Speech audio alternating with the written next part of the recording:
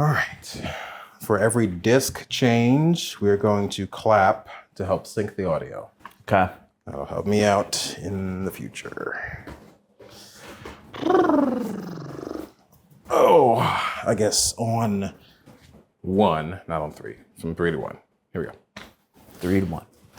Oh, do I clap too, or You're going to clap with me. Okay. Yes. Just to be safe. I don't know. Okay. Hold on. Let me remember the intro. You won't know, but I'll know. Okay, here we go. You can always just do it in post. No, but that wouldn't be authentic. Then, well, maybe. Right. Yeah. 3, 2, 1.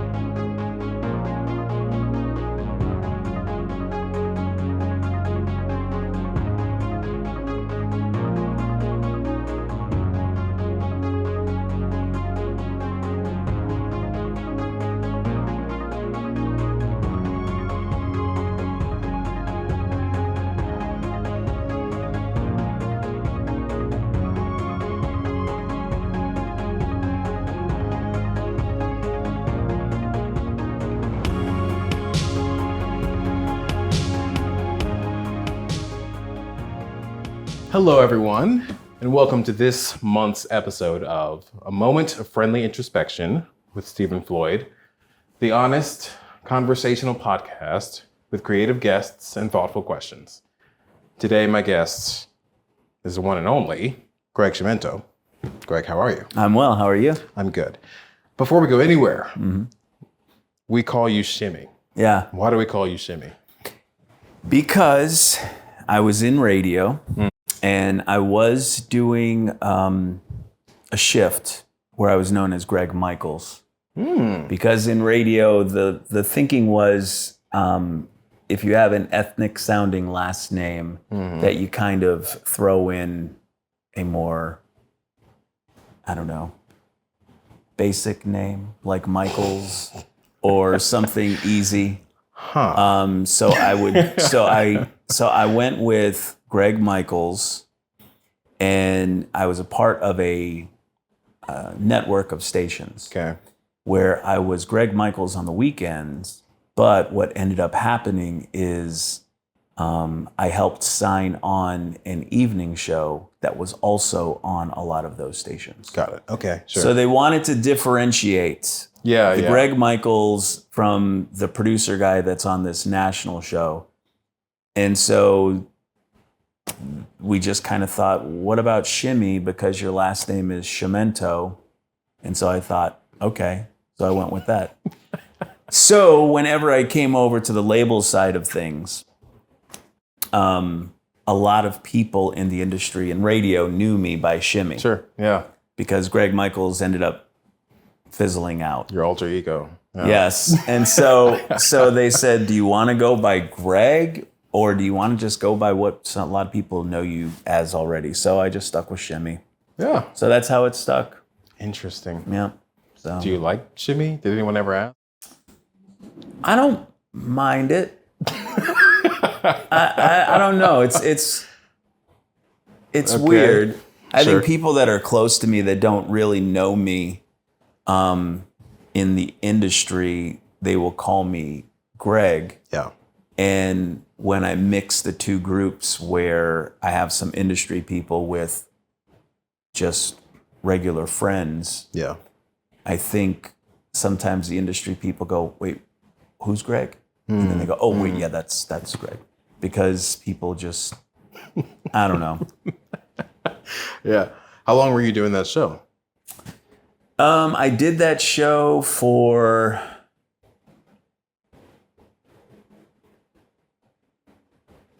was it maybe 3 years? Okay. I think. All right, yeah. Yeah, it was a few years. Yeah, I believe it was a good 3 years. I'm not sure. I did radio in general for about 12. Yeah. But that show in particular was, I think, about 3, maybe 4. I don't know if it was that much. But, yeah. Okay. So for the people who don't know you watching this, how'd you get into radio? My dad was in radio, so I grew up around radio. And I did have, when I was 5 years old, I had a bunch of cassette tapes. Probably had 50 cassette tapes. Okay. And they were, a lot of it was top 40 music at the time. And I had like a boombox and then a little cassette recorder. And on the boombox, I would have antenna that would come out, and I would pretend that was my mic, and I would put 2 cassettes in each cassette player, and I would segue between the 2, and I would pretend that I was in radio. Yeah. So for some reason, that was just always in me. And I think because my dad was in radio and I was around radio stations, I didn't think too much of it until I got to college and I needed to take an elective. And one of them was a radio elective. And I thought, that should be easy. I'll just do that. Sure. And I did, but one of the things that we had to do was we had to create a commercial. And so we had access to a whole production library of sounds and things. And even though it was, you were paired off into groups, I kind of took over and loved it. Yeah. And I did it. I thought I made something that was hilarious. I just had fun. Yeah. And the professor loved it. And I thought, maybe I have a knack for this. So when I went home for summer break, I got a job at a radio station, just running the board, just kind of making sure they don't go off the air and things like that, and dubbing in commercials and things. And that's really just how it started. And what I eventually did is I loved the creative process of theater of the mind. So I would do a lot of production. And so I did a lot of commercials, a lot of those types of things that gave me a lot of creativity to just create stuff. And then when I eventually got involved with the radio show that I did, we really kind of prided ourselves in theater of the mind type stuff. So we would have a lot of artists come into the studio, and we just would,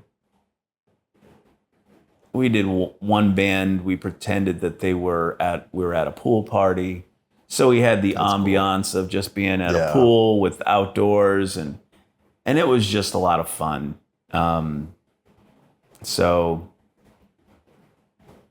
that's kind of how I got into radio.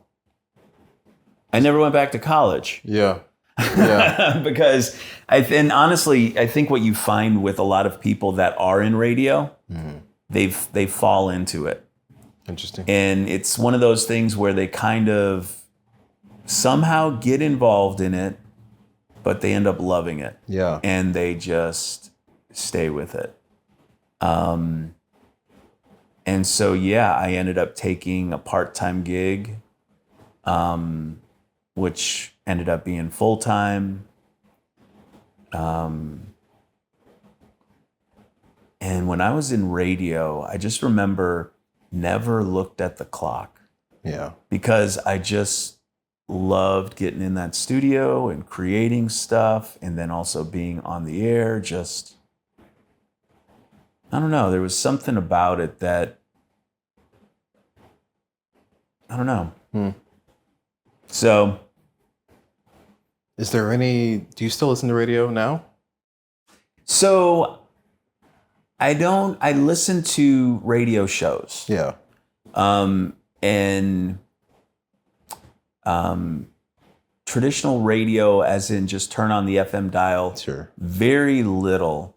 I think because right now the format is just geared towards just music and less personality. I think podcasting and just other outlets are more where the personality is. Sure. And one of the things that I do listen to is I just listen to a lot of old radio shows from the past that are on YouTube.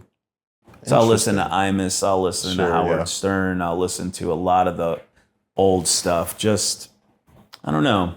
What do you think they did well?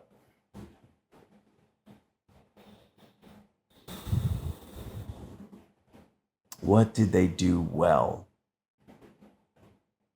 Well, I think the one thing that you see with a lot of these older shows is they were genuine entertainers. I don't know if they necessarily were the best interviewers or things like that, but what they did do is they knew how to entertain, and it was a show. And there's videos that you can kind of see behind the scenes of radio shows, even in the 80s, where, you know, one guy's standing off mic making sound effects while the other guy's talking. And it was impromptu. Okay, let's go. Yeah.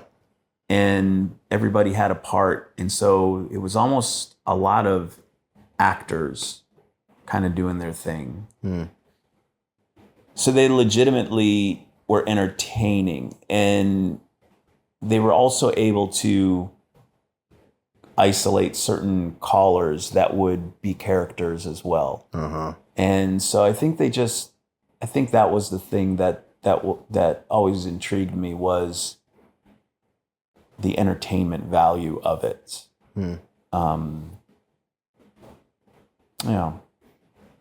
Growing up with your dad also in radio and you finding your way into it, was he ever like, all right, bro, watch out for this thing, or this is what I would dealt with, like anything like that? Any advice he had? No. The life of a radio person, especially on air, it's a weird thing, because you are in a room entertaining thousands of people, but you don't see them. It's not like you're on a stage. And you kind of do your thing in isolation. You will get some kind of feedback just from phone calls and things like that happen. But also you pick up and you move all over the place. I had seen one time people on social media that are in radio because you wear all the cities that you have been in almost like a badge. And and of course, the larger the city, the cooler you are, type of thing. And so people would have this long list of 10 or 12 cities that they've been in, and they would be proud of that. But in no other profession would anybody say, hey, I've been at 12 different jobs and probably got fired from half of them, and be proud of it. So in radio, it's kind of a weird thing, because you are on your own in a lot of ways, and you're just doing your thing, and every couple of years, a lot of them get up and move to the next opportunity, or at least that's the way it was. It's not as much now, just because of all the consolidation and things like that. But no, he didn't. I think there was a sense maybe of pride, that in a way I was kind of following in a lot of the things that he had done, as far as just his profession. He ended up being more on the management side of things. And he always wanted to be on the on-air side of things. So the fact that that's what I was able to be a part of, I think in some ways I was stepping into, I think, a lot of the dream and vision that he had in a way. But I loved it and I enjoyed it. And also just being able to stay connected with it through what I do now is just great. Yeah. So, I do want to talk more about that, but I also want to go back just a second because we were talking about how these personalities are in a room and they're bringing joy to so many people, but like they just don't see that because they're in the room by themselves. And just the difficulty of like delayed creation or like the delayed satisfaction of doing something that is helpful to people, but you won't ever know it for the majority. I don't even know where I'm going with this, but like just thinking about that, it's so interesting. We kind of deal with that a little bit. Like we work with artists who spend a year making a record and we like it. Yeah. Hopefully. Yeah. And then it comes out and hopefully it helps people, or like even doing something like this. Like I like doing this and hopefully it helps people and hopefully I still like it when this drops. But like the difficulty of doing something you're passionate about, bringing joy to people with that thing, but never being able to see fully the fruits of that labor. Have you had experience with that, with being on air and like people saying it's really good, but like you just don't see the evidence of that all the time? Yeah, I think you are always wondering. I think there is a sense of ego in it where you think, I know what I'm doing and this has to be funny for somebody or it has to be inspirational for somebody. I mean, one of the things that I do enjoy is the connection. And I think in what I did, I think connecting the artist or the music to the listener meant something to me. And so I don't know, I think the talent, when I say talent, the on-air personalities and things like that, I think that connected, the ones that connect, the ones that will come out of a song and share something about what it has meant to them. I don't think you're ever, even though you may not necessarily hear from the people immediately, I think that you can never go wrong being authentic. Yeah. And just saying, this song has meant something to me and this is where I was at, or that kind of thing.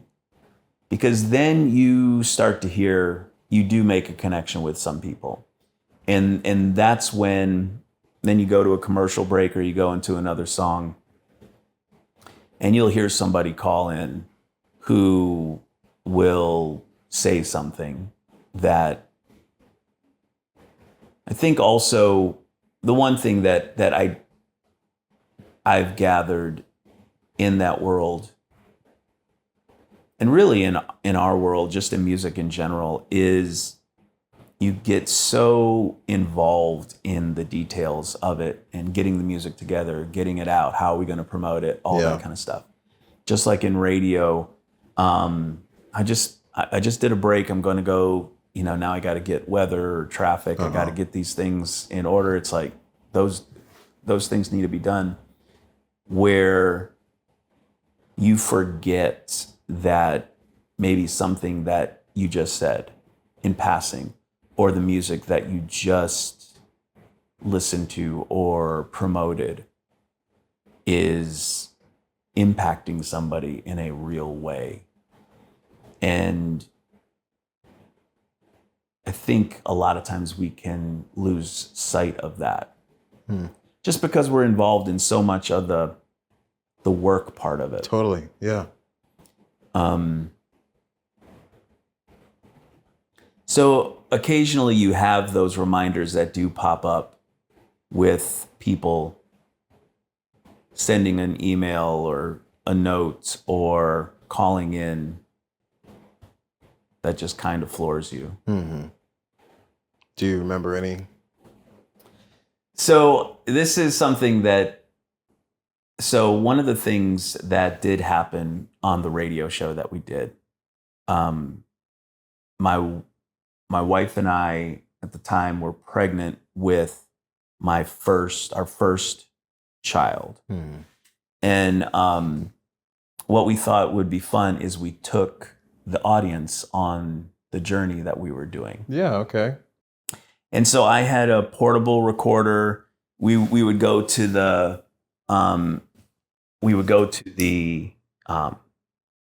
appointments together. I recorded the heartbeat, all those types of things. So really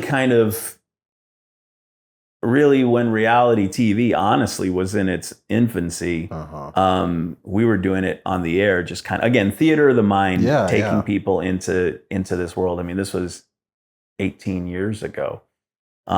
So doing that was a lot of fun. And we took the listener along this journey that I was going on. And the guy that I was doing the show with, he had already had one child, I think, at this point. Okay. So he was a little seasoned, so he can kind of help me out as we went. But anyways, we did these segments maybe a couple of times a week. And then we went into labor. She went into labor. I did not. Yeah. But they were going to induce her, and we got there early in the morning, and nothing was going on. And then there was a situation where, okay, we may have to do a C-section because the umbilical cord was in a place where, maybe it was restricting or could have potentially restricted some oxygen from our son.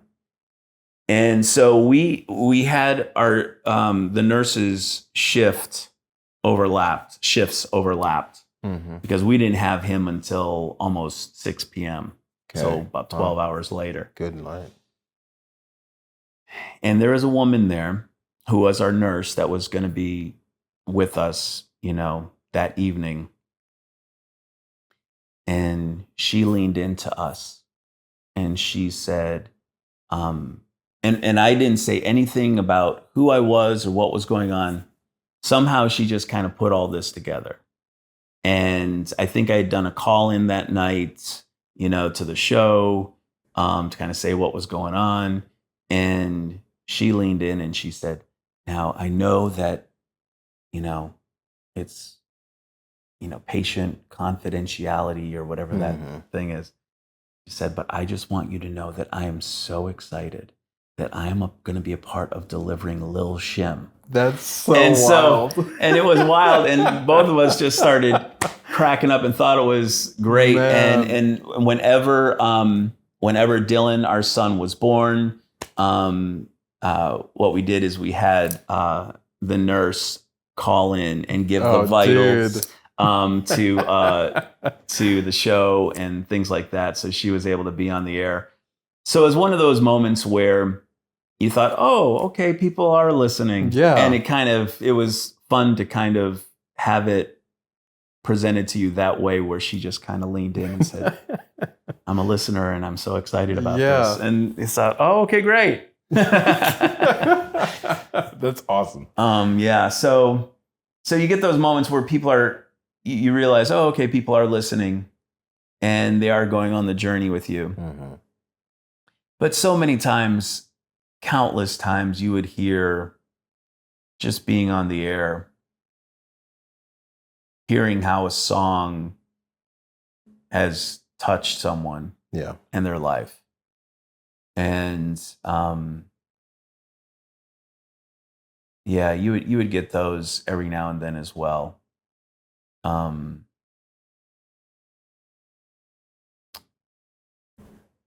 Yeah, okay. Well, nowadays we work together at the record label Centricity. We do. What do you do now? Because you're not on the air, as far as I know. Nope. Unless Gregg Michaels has come back. No. And now that's your alter ego. Yeah. No, not on the air anymore. But I still deal with radio stations. Yeah. So the show that I was a part of, it was called Total Access. And what we wanted to do, we were in Nashville and we were connected with all of the record labels. And we wanted to do this show where we gave people total access to the artists that they love. And so with that, I mean, we did a lot of fun stuff with Toby Mac. We did a backyard barbecue. And again, we brought out all the remote mics and just, it was a lot of fun. Yeah. Went to a lot of different artists' houses. We kind of did our own version of like cribs. Yeah. Going to their house, and again, a lot of theater of the mind stuff. To show you how it was, because I think now people are saying, why don't you just take a camera with you? I remember there was an artist by the name of John Rubin who put out a video that was funny. Okay. And we were made aware of it. And we went online and looked at it and watched it. And I remember when we talked about it on the air, we said, now, in order to find this video, go to YouTube. That's YOUTUBE. Because at the time, even YouTube was kind of in its infancy. So nobody was filming stuff and putting it out there. Yeah. We would stumble upon it, and it was just one of these platforms where, some people are uploading things. But for the most part, it was a bunch of stuff that people didn't care about. But and so anyways, we would do these kinds of things where we would be involved with artists, and we were always doing things. We probably had artists come in on the show at least 3 times a week. Okay, wow. And so I got to know a lot of the radio promoters and people in the music industry because I was a big part of, I was the producer of the show. Yeah. So I had to schedule things. And so I was always in contact with artist managers and record labels and things. So that's kind of how I was able to get to know a lot of these people. And then when the show dissolved, a good friend of mine, Steve Strout, was the VP of radio at Provident, which was a division of Sony. And he said, you ever consider doing radio promotions? Yeah. And I thought, yeah, I'd like to give that a shot. All right. And so that's kind of how I got involved in it. But I'm grateful because I've been able to work with music, which I love music. Yeah. But also I love radio. Yeah. So being able to still have a foot in each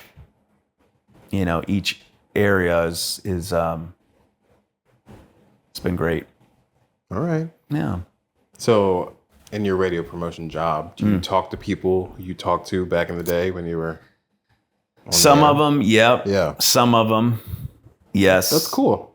It's interesting too to see how some of them have, moved on to executive roles at some of these places.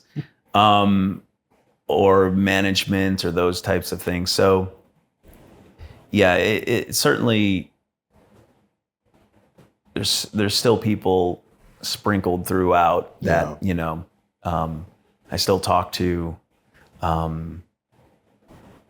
but yeah. All right. Well, hey, this is a good time for our first break. Good time for a first break. Don't go nowhere. We'll be right back.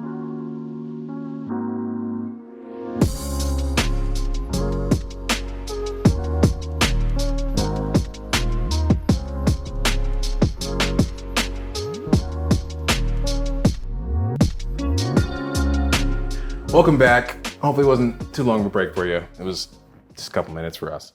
We're talking about just radio promotion and how you like it now. Is there a big difference from being the talent and being like inside the radio element to now being on the label, still working with and around radio and doing stuff like that? But like it's got to be different, right? Mm-hmm. Yeah. The thing with me is I used I used to love making the connections Sure. to the listeners with the music. And usually what we would like to do is come up with crazy promotional ideas. Yeah. And I think there's times that I have an idea that if I were in radio, I would want to do to promote an artist or an event. Yeah. And you try to sell that to the radio station, but they go, we'll just take the fifth caller Sure. and qualify. Yeah. And so there's a part of me that I think that's where I do kind of miss it. Yeah. Where I think, I would love to just blow this thing up and have fun with it. If I were in radio, that's what I would do. Yeah. But when you're on the label side of things, you're at the mercy of, what they want to do. Yeah. Sure. And to be fair, I mean, they have a lot of stuff on their plates Definitely. that they're having to do. And honestly, and they may not have the resources to blow things out of the water and make them bigger than they are. But I think for us, when I was doing the radio show that I was part of, I think that was the difference, is that we had all of our time that we could just focus on that show. Yeah. So the hours we weren't on the air, we were still just on that show. Yeah. A lot of these people at radio, once they're done with the radio show, then they're probably taking calls from record labels, or they have a lot of other things that they're probably having to do. They're wearing a lot of different hats. Mm-hmm. So I think that can kind of be where I start to miss it, and it's a little different. Being able to really get in the weeds with some of this music. Yeah. So what creative outlets have you found since starting radio promotion? Because obviously you had a lot of ideas that came to pass when you were on the air and producing. Mm-hmm. You stepped into a thing where you weren't doing that. So obviously you're still creative. Mm-hmm. How did that express itself?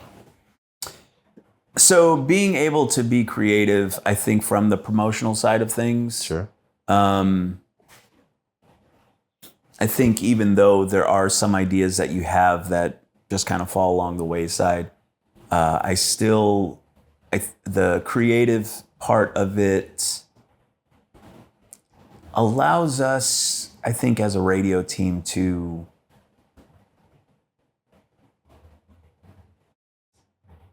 come across, do more unique things. I think that, because I'm with some radio people on our team that are from radio. Yeah. So we understand radio people. Yeah. And so we'll have fun with it by creating,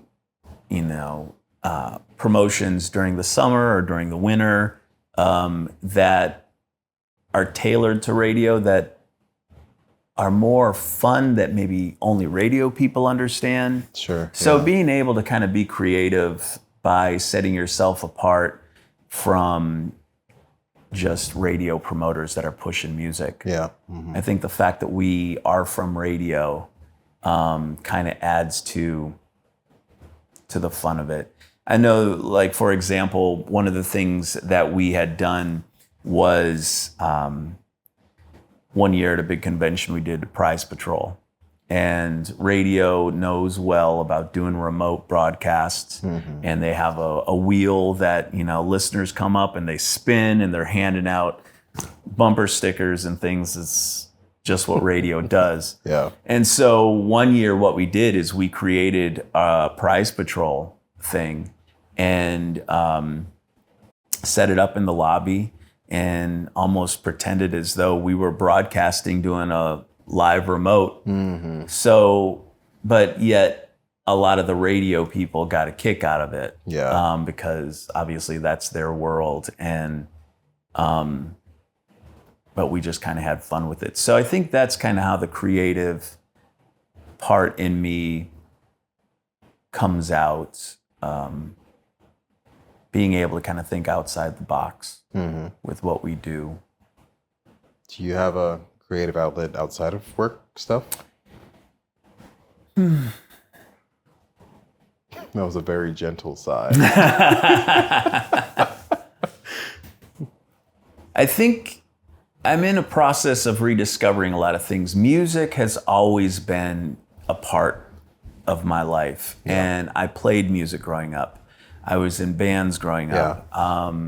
And so being able to pick up the guitar, which I hadn't picked up for a long time, I'm rediscovering that more, where it's really just something that I pick up to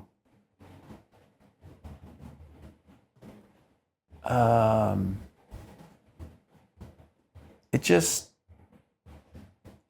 relaxes you. Yeah. But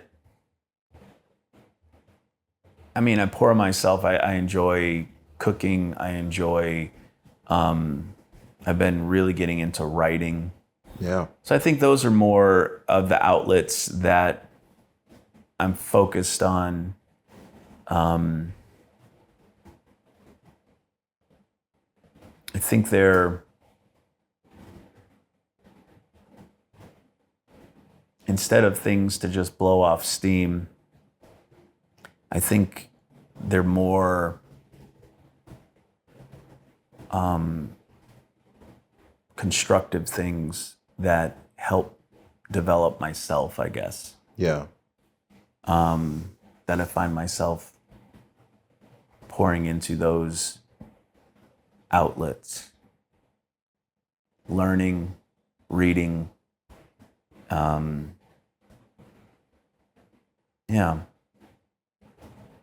I remember I used to really like creative writing when I was a kid.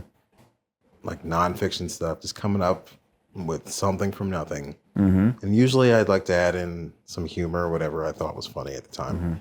But like my teachers liked it. Yep. I won some like small contest things with stuff I would submit, and where did that go? Yeah. I don't write anything ever anymore. It's crazy that you say that, but I can relate exactly. There was a stretch there where the teachers loved reading some of my stuff and would read it for the class, and I won a couple awards, doing it.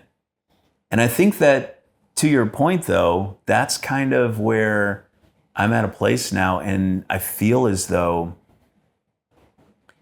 I'm rediscovering some of these things, and you think, why did I ever veer away from that? Yeah.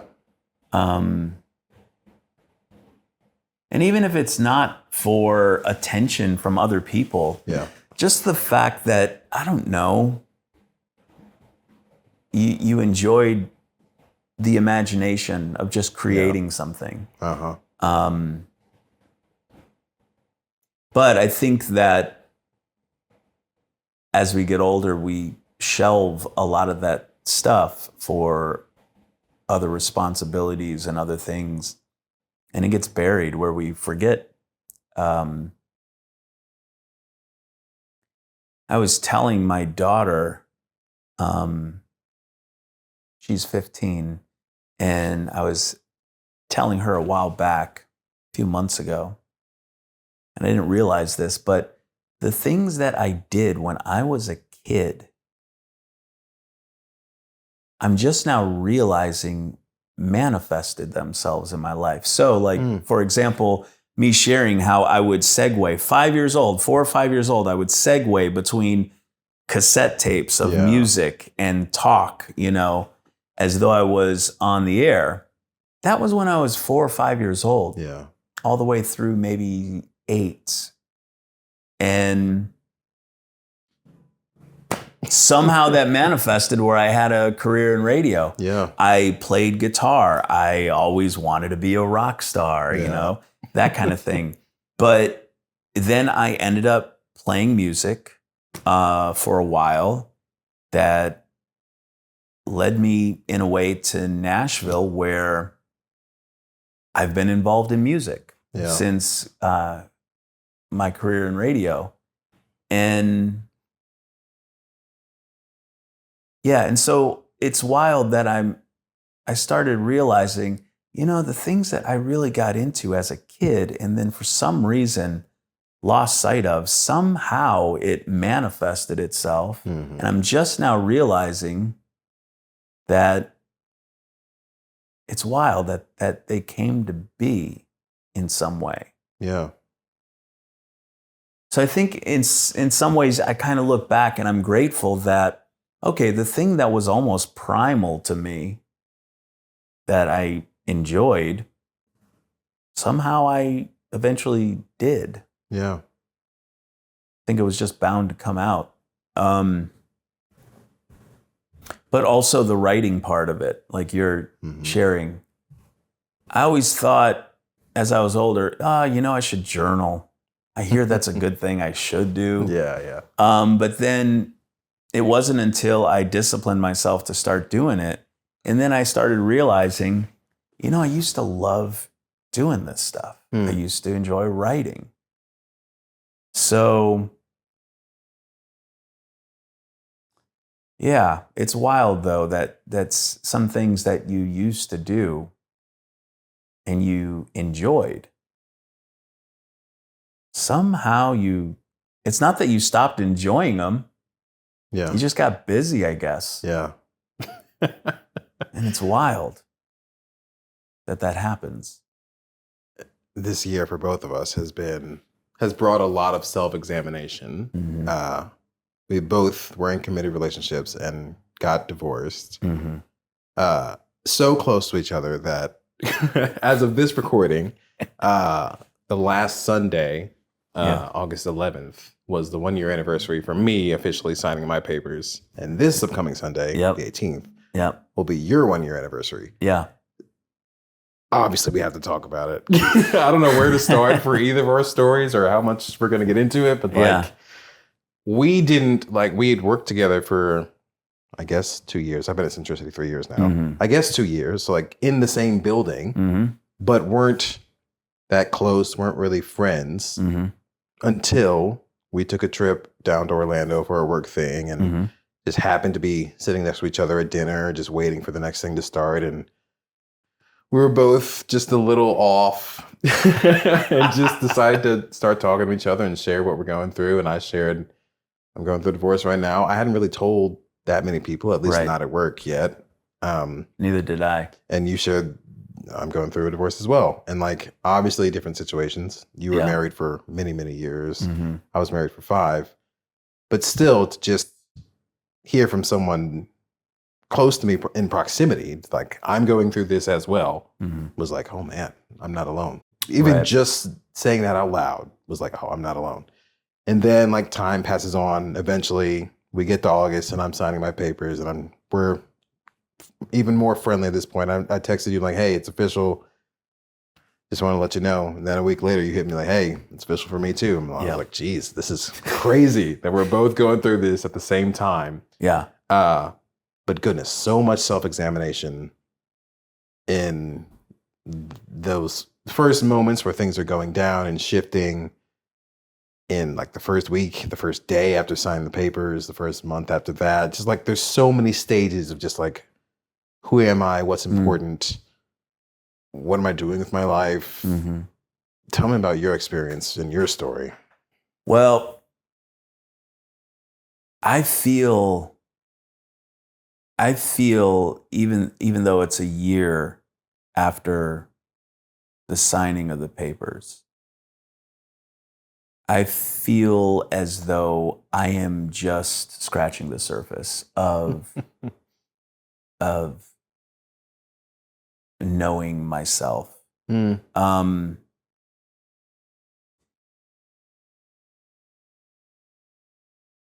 I think so much of what we just talked about, I think, you get on this train and there's different things that come up that you have to, I don't know, you feel the responsibility to, okay, now you're a husband, and okay, now you need to make sure you're making a certain amount of money, that you at least have a job, that kind of thing. And okay, now I need to have a career. I need to, what am I doing? When am I going to grow up, type of thing. And then you have a child, and for me it was always just, it was a lot of that. And I think I lost, and it's on me. I lost a lot of myself, to where being outside of things now, this past year, I have had to rediscover so much of who I am. One of the things that I remember as a kid, I would spend hours alone in my room with just my imagination. I'd be listening to music. I would be,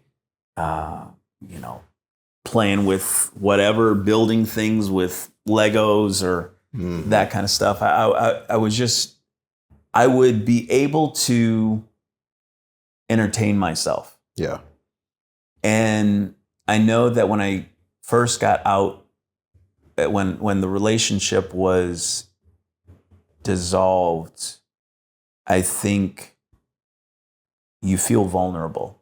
Yeah. And you feel, wait a second, I'm supposed to, I think I need to have somebody. Mm-hmm. And even if it wasn't a female, there were times when I thought, I need to be doing something every single night. Totally. I need to keep myself busy. I need to be with friends or something. But all I was doing was pacifying the same thing, where I had to come to a place, and it was some lonely, dark nights. Yeah. Where I thought, no, I have to be okay with this. But then you start to look back into your past and you go, I used to love my alone time. Yeah. I used to love, just being in my own world. Why am I so fearful right now? Yeah. And it took kind of reconnecting with that child in me that was fine with this. And so it's been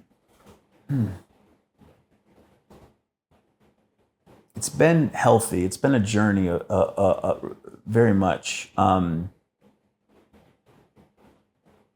of just rediscovering who I am, what I'm made of,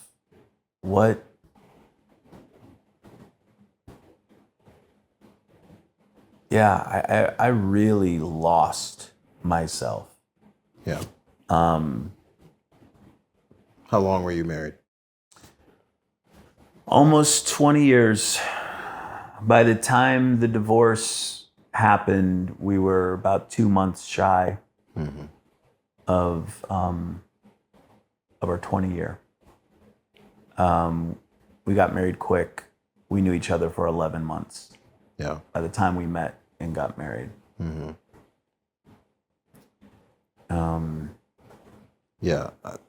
My ex-wife and I, we met in high school, or I guess middle school. When I moved to Alabama, my family started going to the church that her family had always gone to. So we knew of each other, and then time passes on, and then we go to the same school as well. So we're going to high school together. we're still going to the same church, and we joined like the youth band at the same time. So we're seeing each other a lot more and just being around each other, and like we were friendly to each other and liked each other, and like, okay, cool. Then eventually started dating, and then dated up until we dated for like I think 4.5 years, but like we were still so young. Mm-hmm. So like when we moved to the Middle Tennessee area, I was 22, she was 21. We just got married, kind of like a courthouse thing, and it just felt like the right next step. Like we knew it was happening eventually. Yeah. We're just like, well, shoot, let's just do it now. So got married super young, and I don't know if we were like young and dumb per se, maybe, probably, but like still looking back now, I wouldn't advise anyone to get married at 22. Right. I'd say wait till you're 30, Yeah. no matter what the situation is. But like we had issues that were difficult to work through because in some ways we were not incredibly compatible. I was very, very guilty of whenever I became emotional, just shutting down and retreating and wanting to be alone. And she was never okay with me being alone, whether in a healthy way or an unhealthy way. So sometimes things would just get swept under the rug. And it wasn't all her fault, wasn't all my fault, whatever. But sometimes those were big things and they would come up again eventually. So that would happen often. But for the most part, I thought marriage was great. It was fun. We liked each other. It was great hanging out. And then like 1.5 years ago, they had done some things like outside of our marriage that were like agreed on. And it was a bridge too far for me to feel like I could have self-respect if we tried to salvage it. And I just felt like I couldn't go on without something in the back of my mind being like, do you trust them? Right. Or do I trust me in this situation? Right. Am I really said I've forgiven them? I don't know. And I just didn't want to go down that road. And God, it was just hard. So hard. Yeah. So finally having the split and just being out on my own again, which I say again, it had never really happened. I had gone from living with my parents directly to living with my best friends at college for about 2 years. Then like maybe like 1.5 years of dorm living and then being married.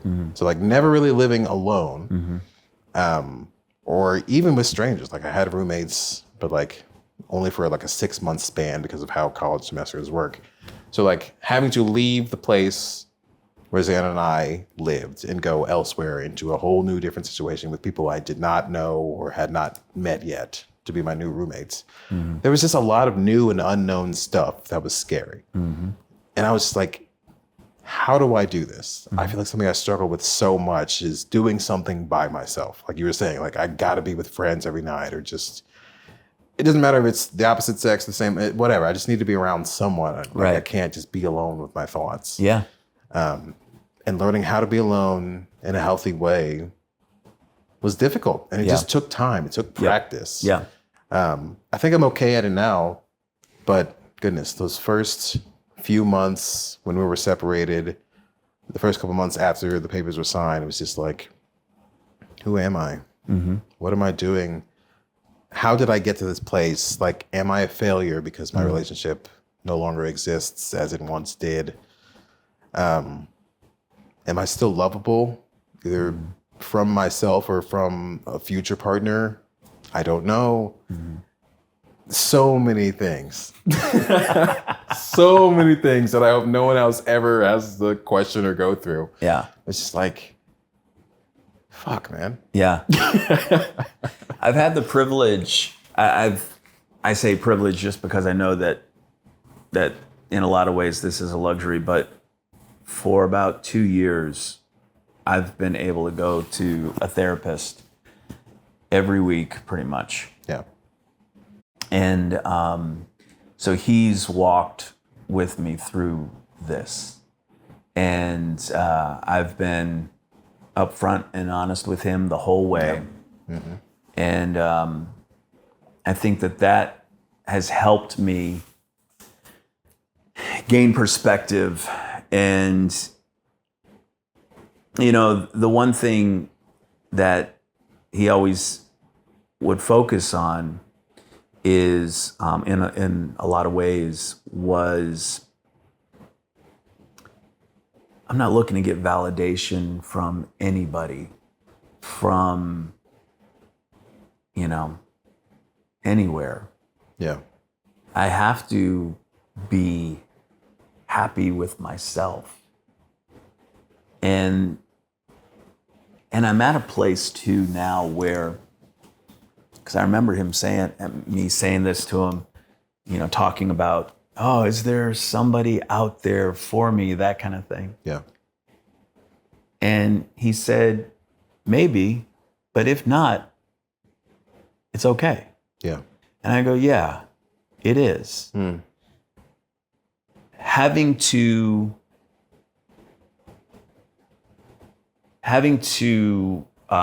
really embrace that mindset. I think I'm still in the process of doing, but I am so much better with it than I was. Yeah. Because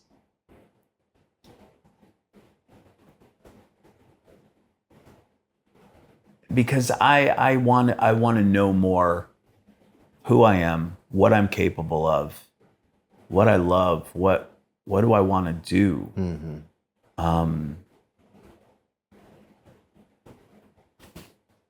And to be honest, without getting into too much, this just came to me this last couple of weeks.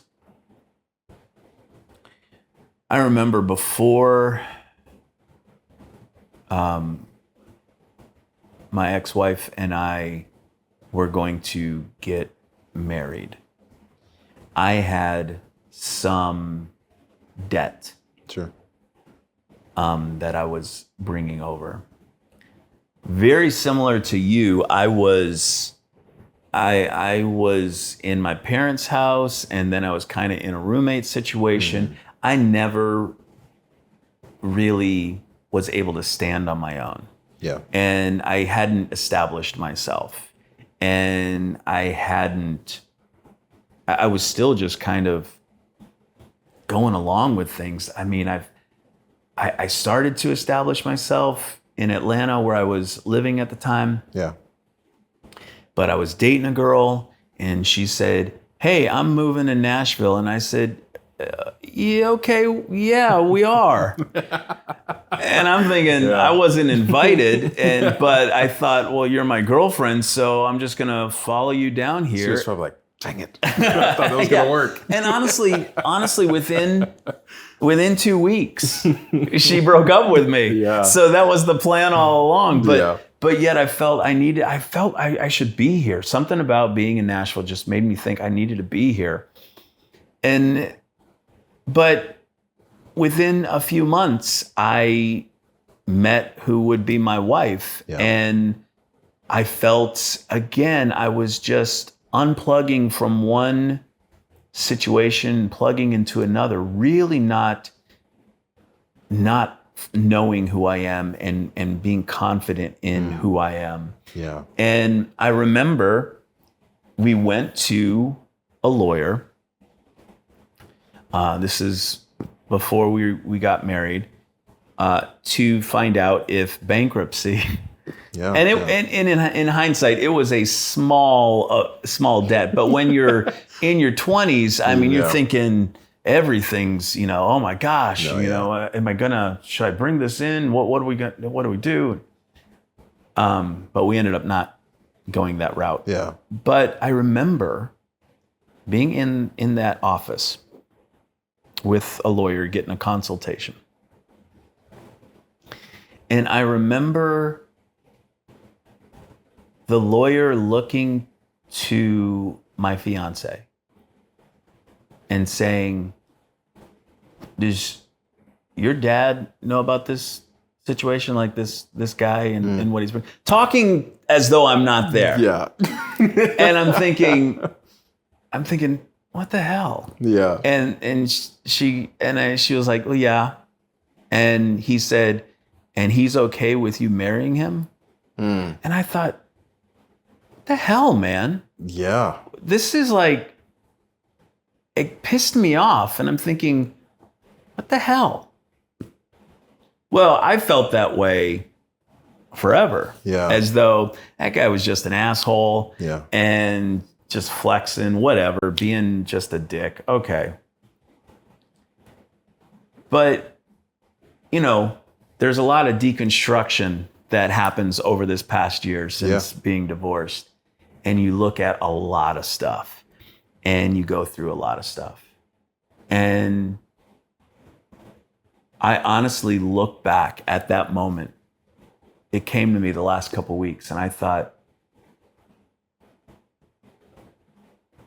I wasn't ready. I didn't know who I was. Yeah, I'm bringing in debt into this relationship and I'm saddling it on her, on us. And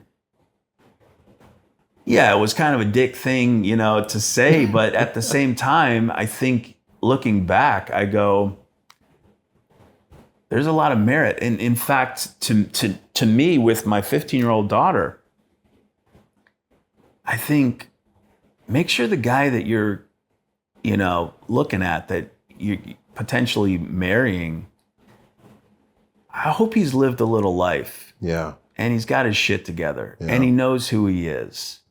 Because I feel like that was a big part of why things eventually got to where they got to. Yeah. And of course, when the divorce happens, my immediate impulse is I got to plug into somebody else. Yep. Totally. Where am I going to go? I'm grateful. I'm grateful, though, that there were certain situations that led me to be on my own. Mm-hmm. And I'm just so different. Yeah. And I feel like I told you, I feel like I'm just scratching the surface.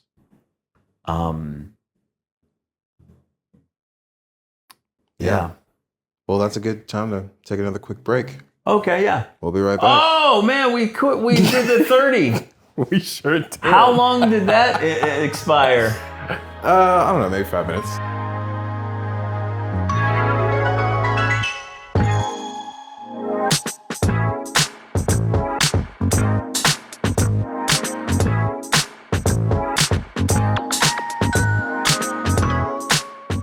Welcome back.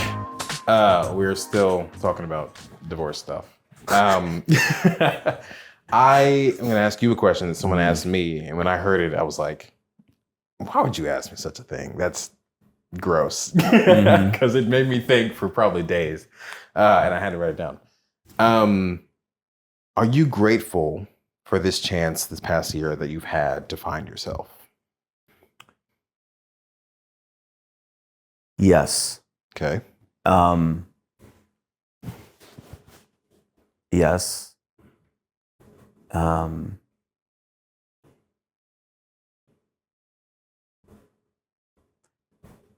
know, my therapist would say, I'm glad you're where you're at because it's where you need to be.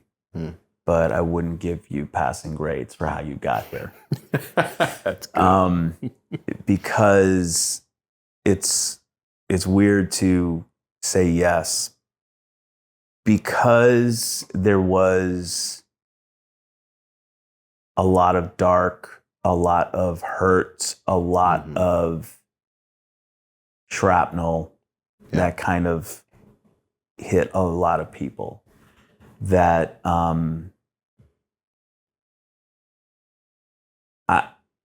in order for me to be here, I needed to lose a lot of stuff.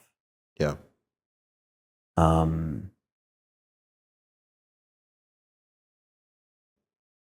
Yeah, there honestly And you feel weird saying that because other people are involved. Yeah.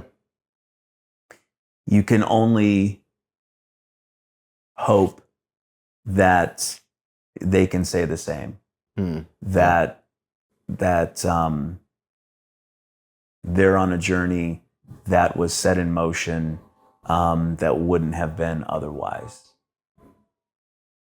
So yeah. Okay. You? Yeah, when this question was asked of me, this was maybe about 6 months ago, and the answer was hell no. I was like, this has sucked. And like, probably necessary, yeah, sure, but like, if someone said, hey, would you want to do this again? I'd be like, no, of course not. Yeah. Don't throw me into the deep end again. Right. But another 6 months later, I think the answer is yeah, for sure. Yeah. It's been nice to like, cause like I have my own life. I was blessed to have already had a job and a career and being surrounded by people that I loved and cared for, and they cared for me and were there for me in ways that is not in any job description. Just being patient with me and stuff that I was going through, and then leaning on my best friends as well. Just been like, man, like there's no handbook for any of this. Like, but thank you for being here in the ways that you were. Yeah. And then trying to figure out how to be there for myself in ways that I wasn't beforehand. So like treating myself with compassion, especially after something so awful and something that I felt like, oh, this is evidence that I am not good enough. And like that concept is just something I've always dealt with, the feeling of not being good enough. And this just felt like, okay, here it is. The thing that I was afraid of and like was maybe an irrational fear, it seems to be proven with the actions of my ex-wife. And trying to come back from that and be like, no, you're worthy of love from others and from yourself. I still struggle with that. And this week being the anniversary of signing the papers, I think I'm recognizing that the grief is still there. Just of the passing of the relationship. And it's different, I imagine, than when a loved one dies. Like they're just not around anymore. This person's still around, but we just don't have the relationship we used to have, even though we were friends and more than that for like 10 years.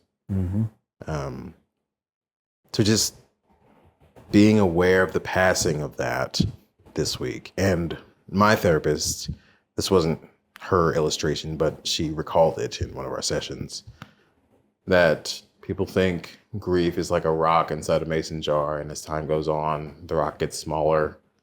But in reality, the rock stays the same size, but the container gets larger. So the grief is still there. Your capacity to live around it grows. So for this week, I've been reminded the rock is still there. I look at it differently and like I have more capacity, but like, damn, that still ended and it still hurts. And I still miss being married. I don't necessarily miss that person, but I miss the security of that relationship. And going back to the question, I guess, yeah, I'm glad I was able to find myself, and not for a future partner, but just for myself to be like, okay, who am I? Right. I think I'm getting a handle on that. Yeah. I was making sure my mic is good. I was a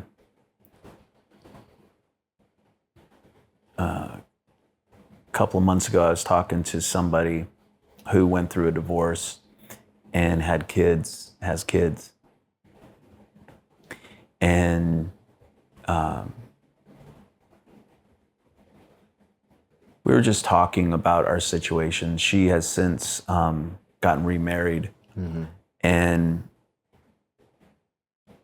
it's weird. We were talking about the silver linings of divorce that nobody talks about. Because obviously can be a traumatic, just emotional, like you said, that grief, that it's that thing that is there. And nobody wants to talk about, well, the silver lining of divorce is... Yeah. I think you want to be respectful of that grief or that pain, but I think I know that I have not had a better relationship with my daughter than right now. Yeah. And the connections that I've been able to make with my son, it sounds weird and crazy and you almost feel icky about saying it, but I don't think we would have the relationship that we have if it weren't for this. Yeah. And I know my daughter herself even said that that's the case. And it took me by surprise when she said that she feels that it was because of the divorce that caused her to look at her life and, you know, get closer to her faith and those types of things.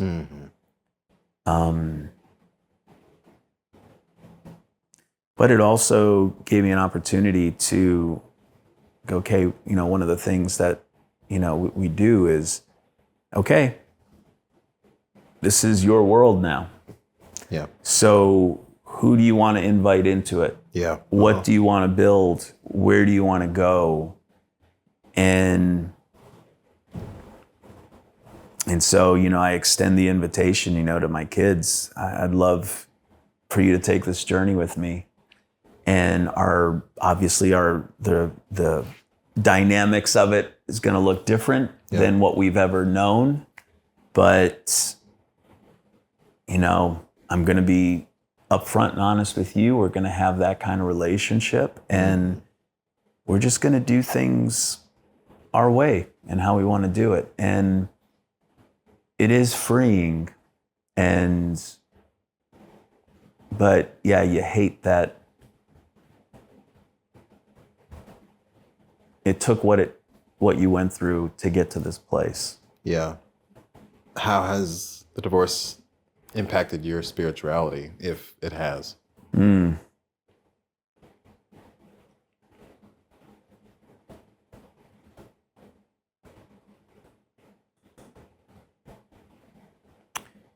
Well,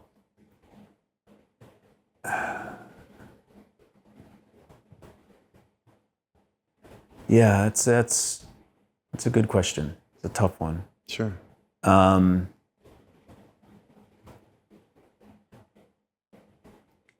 I think when I was going through the divorce, there's a part of you that, because you're dealing with lawyers and, you know, her lawyer, my lawyer, that kind of thing, and it can feel combative. Yeah. And, you know, everybody who tells you, you know, when you're, you know, that has gone through a divorce, they're like, it's a war. You know, it'll be like that. So there's an element of me during that time that almost wanted to rebel against everything that I knew. Sure. Yeah. And that was associated with my past, because I'm thinking, I'm just ripping off the bandage and I don't know what the hell's going to happen. Yeah. Screw it. There's almost this just. I hear what you're saying. Yeah. For sure. You're flying blind and you don't know. You're just like, I don't know what's going on, but screw it. I'm just, you know, whatever. Yeah. And so you go through that, and I think the pendulum shifts to where you turn off everything. And I know at the place that I was at is I was very anti-church, anti-everything religion. And it's wild because I'm working in the music that I'm working in. Yeah, sure. But I think in my in this healing process,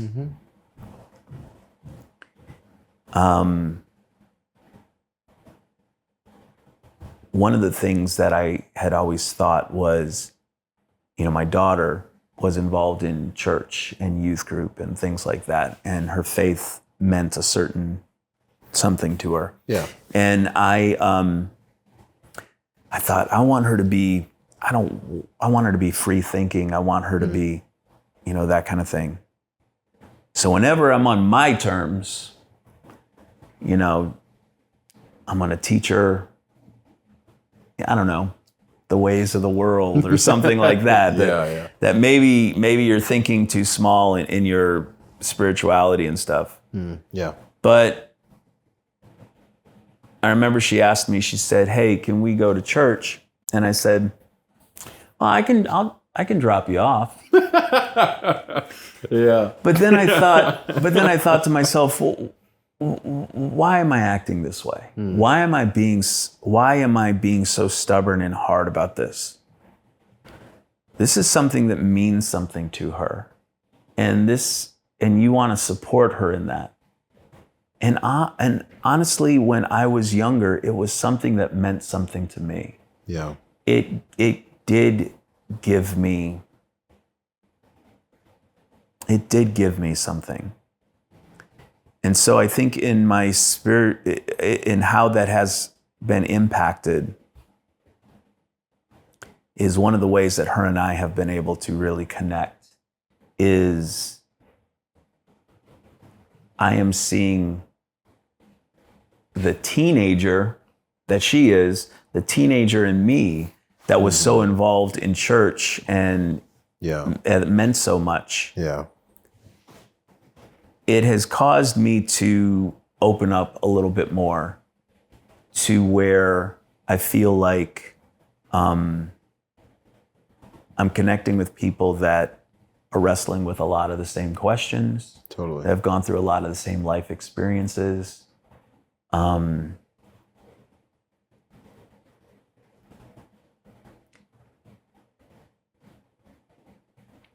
I mean, we're all connected. I believe we're all connected, and we crave that human connection. And I think that going through this,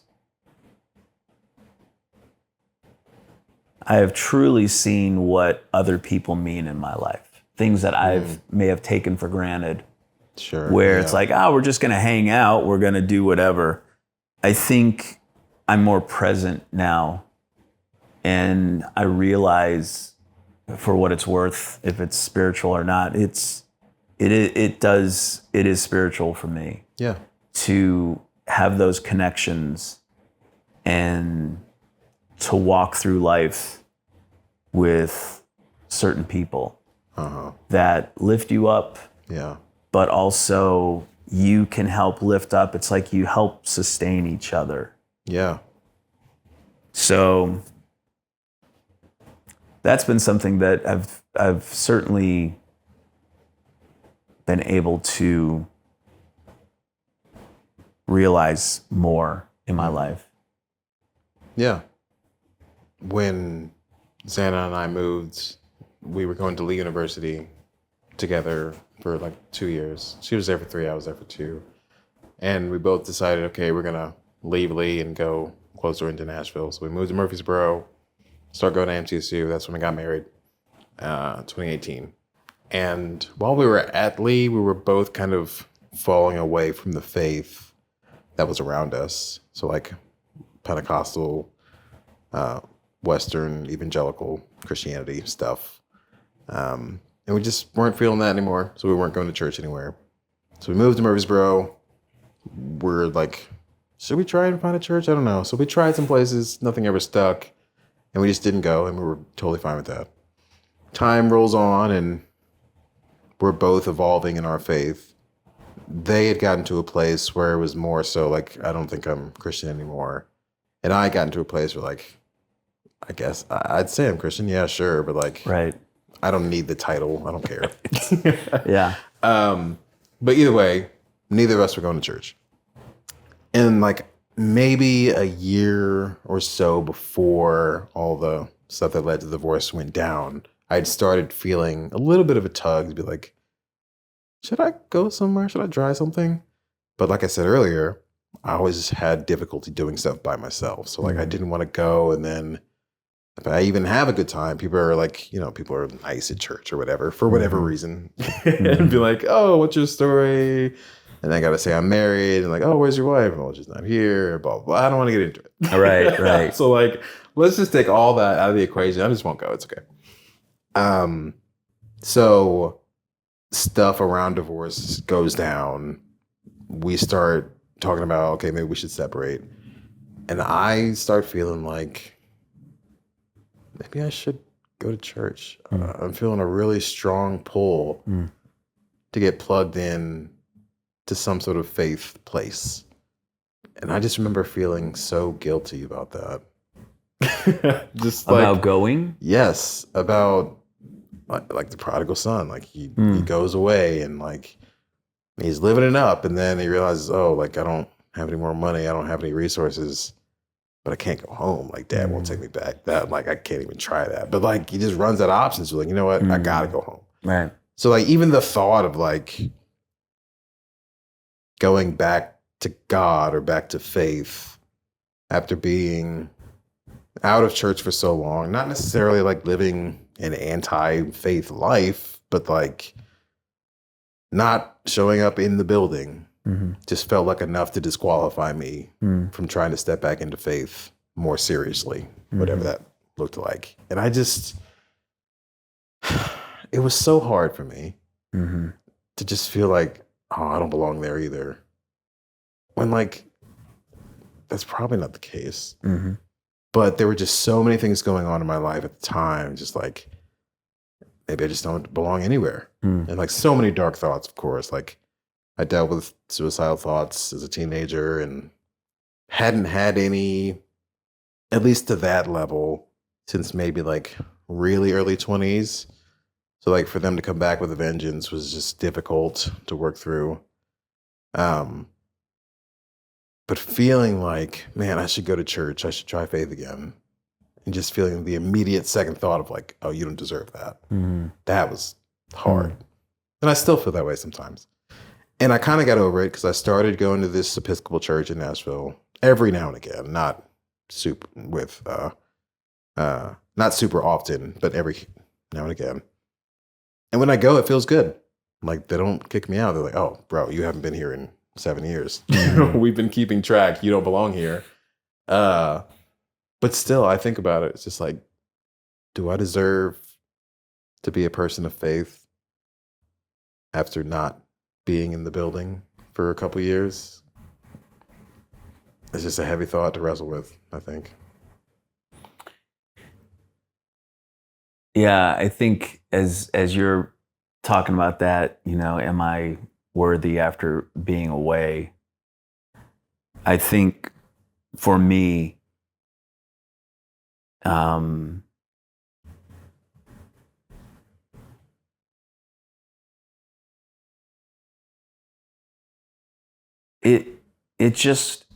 it's a part of who I am. I think that I look at it as where I sit now. I have to accept everything about myself.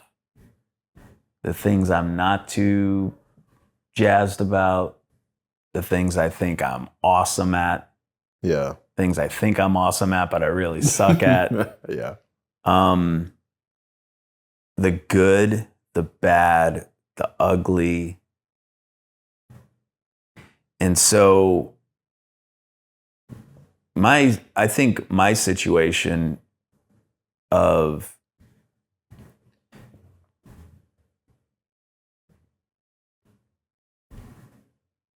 how do I explain it? It's almost like I'm walking into a church or something like that. And I don't look at it as, am I worthy? Mm-hmm. I look at it more as, I don't know, God, you've walked with me through this. You've been a part of this. Yeah.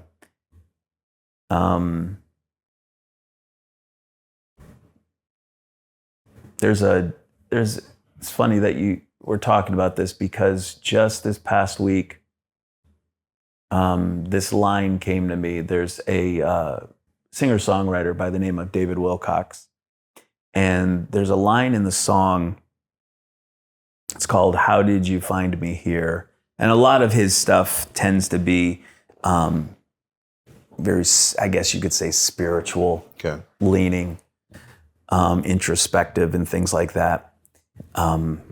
But he said, the line is, I mumbled, he's on the shoreline, about to disappear. I feel you behind me. How did you find me here? So he feels he's alone, but yet there's that presence that he finds is still with him, but he doesn't know how it found him there. But he says, but the line that stood out to me says, I mumbled empty phrases that sang so well before. And I think in my current life, there were times when I would be on stage and I would be a part of the praise and worship band, or I led people in worship. That was a season in my life. That was a part of, my past. That's like you get in certain times in life where it's like I mumble. You find yourself mumbling empty phrases that sang so well before. And it's like some of these songs meant a lot to me back then. Yeah. But I don't know if they have necessarily, they capture me the way they did. But it doesn't necessarily take away the connection I feel that I go, God has walked with me through this and has seen it all. Mm-hmm. He knows I'm a mess. So I don't know if I necessarily feel as though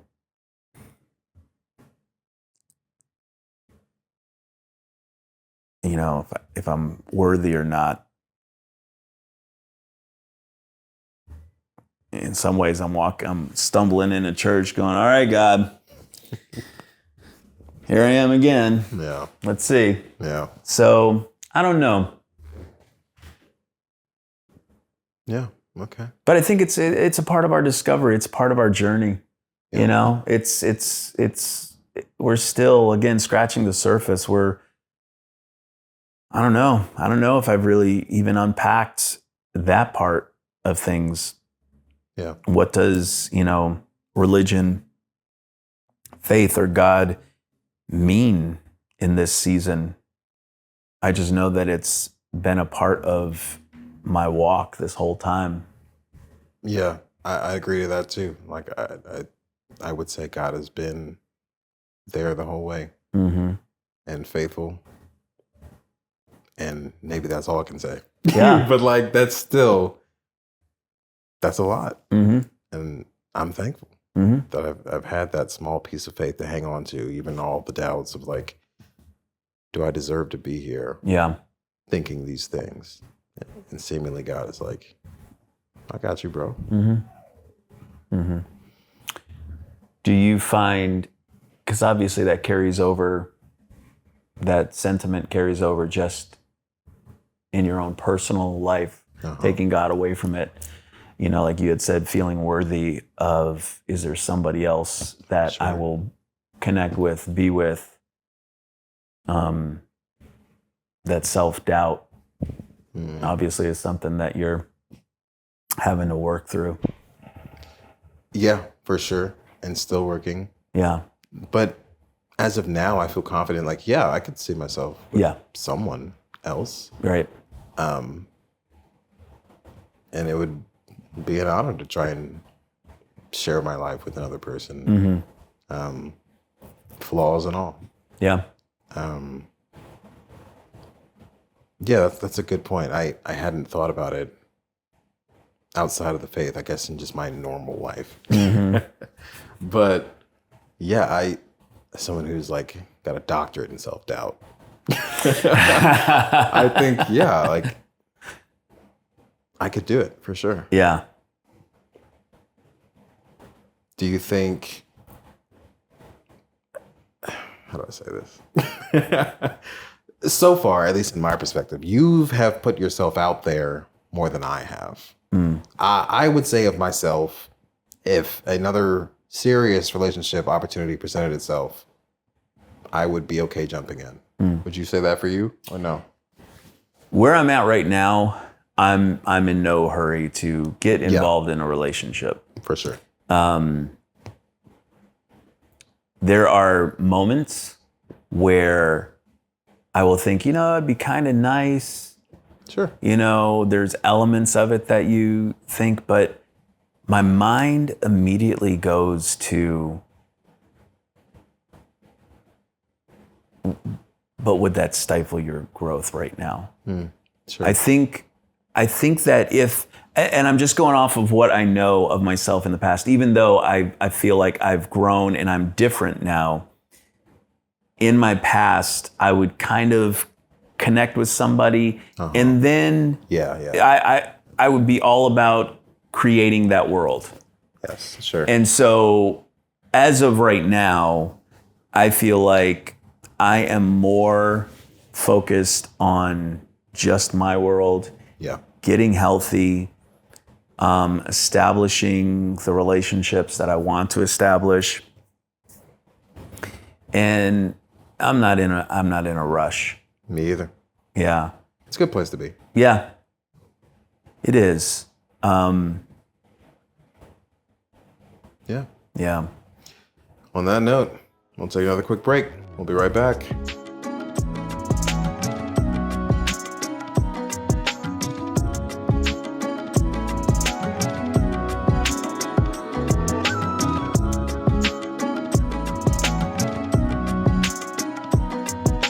Welcome back. We have finally reached the point where we're getting into the questions for this episode. Shimmy, how are we doing so far? So far, so good. Great. I think we're doing well.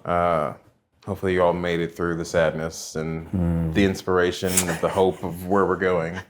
And maybe this will be, I don't know, a piece of levity for you. We'll see. Question number 1. Okay. Do you remember when we first met and what you thought of me? Or rather, what you thought about me? Ooh, when we first met.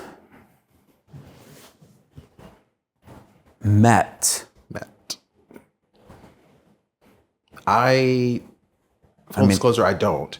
But I can try and piece around when it was. I started as an intern at Centricity in 2021. And people were really just coming back from COVID. Right. So I was in the office because like they and our team said, hey, yeah, you can post up if you want to. Yeah. We won't be there, but if you want to be in the building, you're welcome to it. Right. So I was like, yeah, I'll be in the building. I don't remember who was there and who wasn't because like people were trickling in. Yeah. But that's the capacity in which I met you. I was an intern and you were working at Centricity.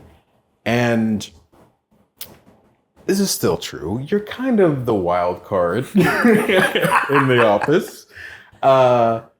people say your name with caution, unless they already know you. Like if they know Yeah. you, you're fine. But like if you're an intern, like you can be around them, but just watch out. You never know what he might say.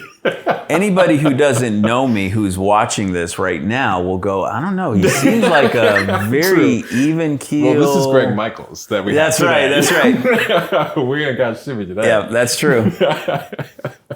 So yeah, I remember your name being floated as a person of caution. But I don't remember the first meeting. Maybe I was just like in the office and around and I introduced myself. I don't remember. Do you? I just knew that you were around. Yeah. But also it was that crazy time where, okay, are we coming back from COVID because we were out of the office for so long? And I don't know.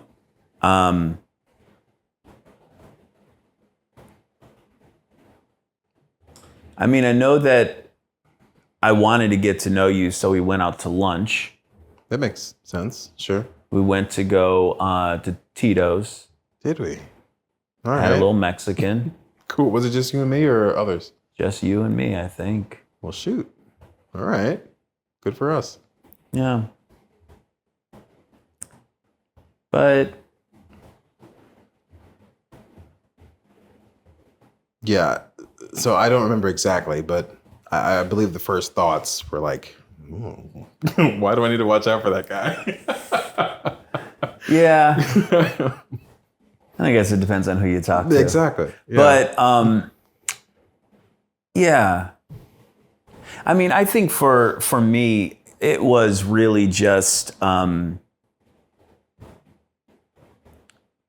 think that I kind of know people in passing. Mm-hmm. It's wild because ultimately, even though people think, no, this isn't true, it's absolutely true. I am an introvert. Sure. And so much of my job and how I am is that I seem extroverted and I seem to just kind of be, hey, what's going on? And all that kind of stuff. But for the most part, if I'm not having to do that, I am certainly, closing down so that I can recharge the batteries. And so I don't necessarily go out of my way to connect with people. And I don't know, I think this is something that I'm having to work through too. Because like if there's people that come into the office that I haven't formally been introduced to, I tend to just kind of avoid them. Just because I think, I'll never see him again. Yeah, that kind of thing. Or it'll eventually be a setting where we meet each other or something like that. I don't know. Yeah. So I don't go out of my way.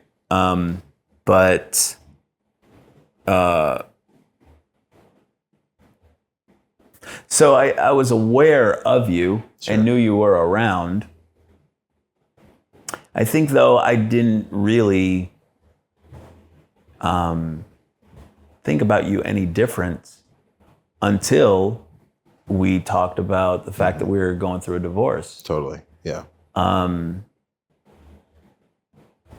So in some ways, that's kind of, I view that moment more as the initial connection. Otherwise, you're just another A&R guy over there. Just yeah. Okay. Question number 2. How do you feel about our relationship now? Grateful. Very grateful. Because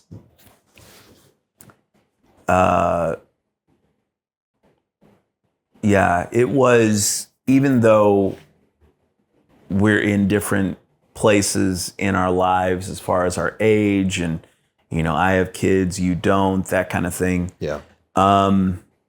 It's still what meant a lot to somewhat be anchored to somebody that is going through what you're going through. Yeah. And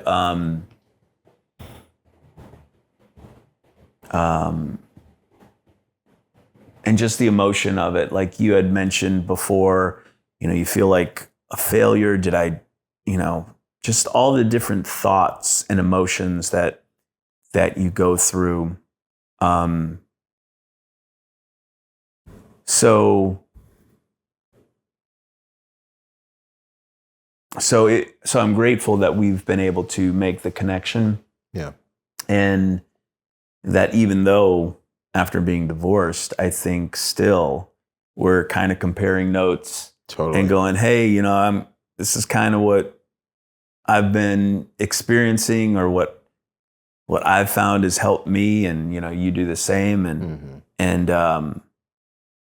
so I think that again, it's just something that continues to be very important in my life.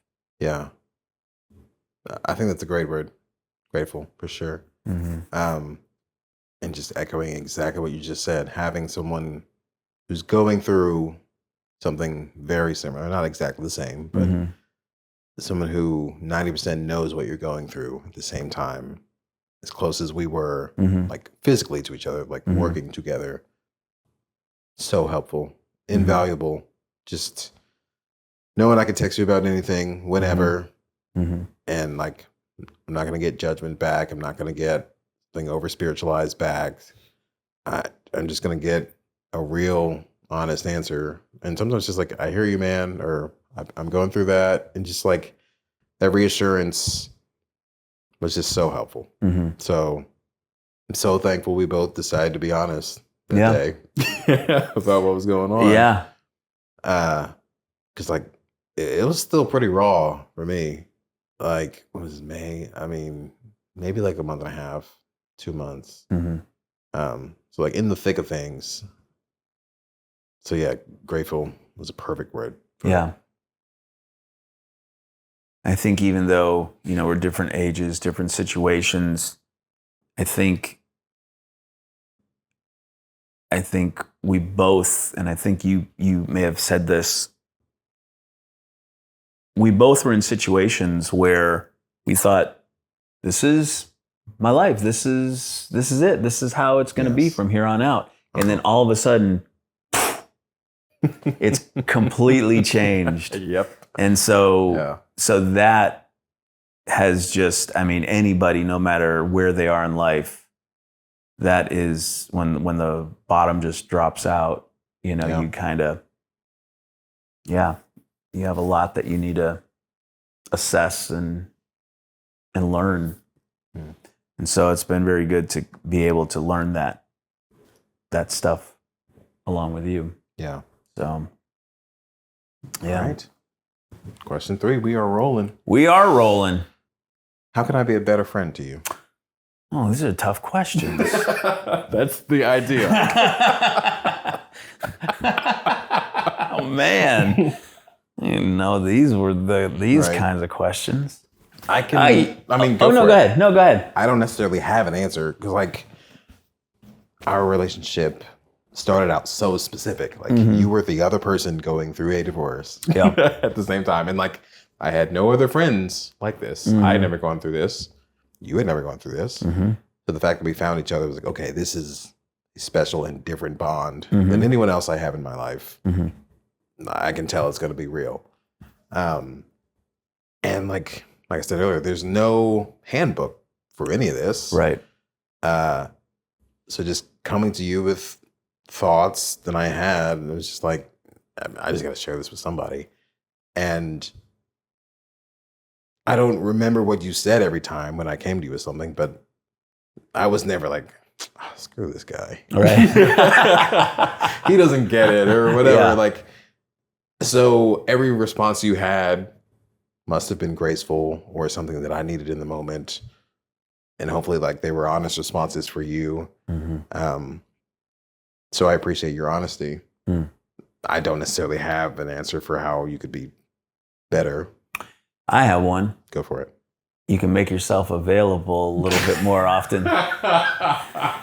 For those watching, I think it's fascinating how Steven is booked solid. It's like a hot restaurant in town where it's like you got to get on the list a month out. I'm a busy man. No, you are. I am a but busy no, man. that has more to say about me than it does about you. The great. fact that I think.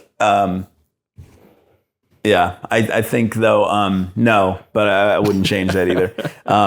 I do appreciate the time. I think also, some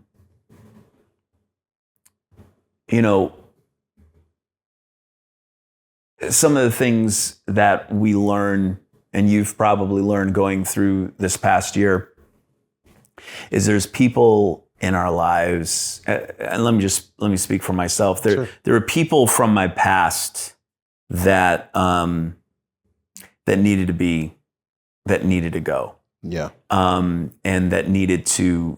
It was for whatever reason. But there's also people from my past who maybe the relationship needed to be tweaked or refined a little bit or understand more of that relationship. And so, I told you, being at this place where I'm at, my relationships, I feel I'm more present and I feel like I have some really good relationships. Yeah. And one of the things that I've been somewhat doing, which involves you, is bringing you into some of the relationships that I've grateful. had. Yeah. They've been fun. And it's just because these are good quality people that honestly they you can shoot the shit with, you can just have a good time. Yeah. But there's no judgment, and honestly, they are there to lift you up, support you. And I think when I'm around people like that, I think there were people, let me put it this way, some of the people in my past, you felt like it was draining you. Totally. And that you were just dealing with drama or darkness or just something that it would eat away at you. Yeah. And so I feel like the more I can invest in those relationships that I feel I can draw from, but also it's like it goes both ways. Yeah. And you don't feel depleted ever. Yeah. Uh-huh. And so I think, you kind of being incorporated more into some of my circle, I love that. Because at the end of the day, it's just good people that love good music, love to eat, some of the things that we like to do. Totally. So, and I got to be honest, the first time we hung out with these people who have been your friends for so long, and I'm the newcomer. Yeah. I'm like, can I hang with these dudes?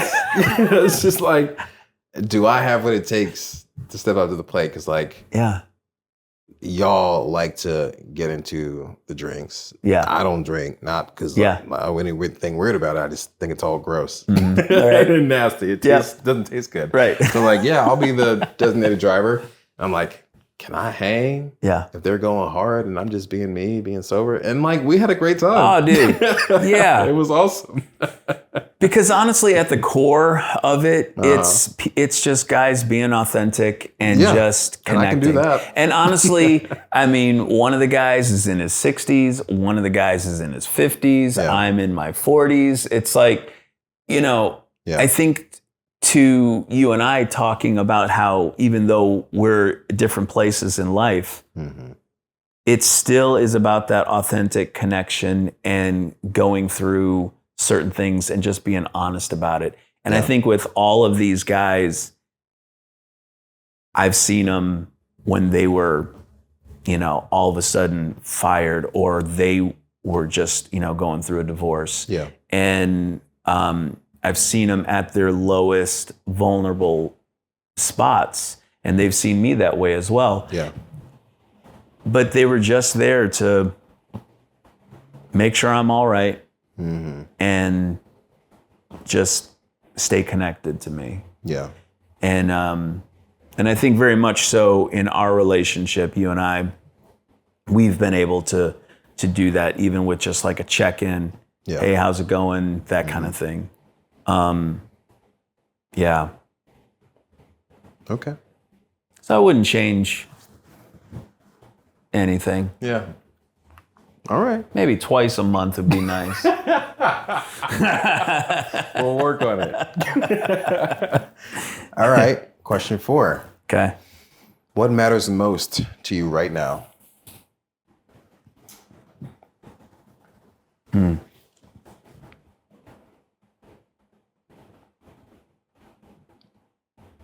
I have something if you want me to go while you're thinking. Yes, you go.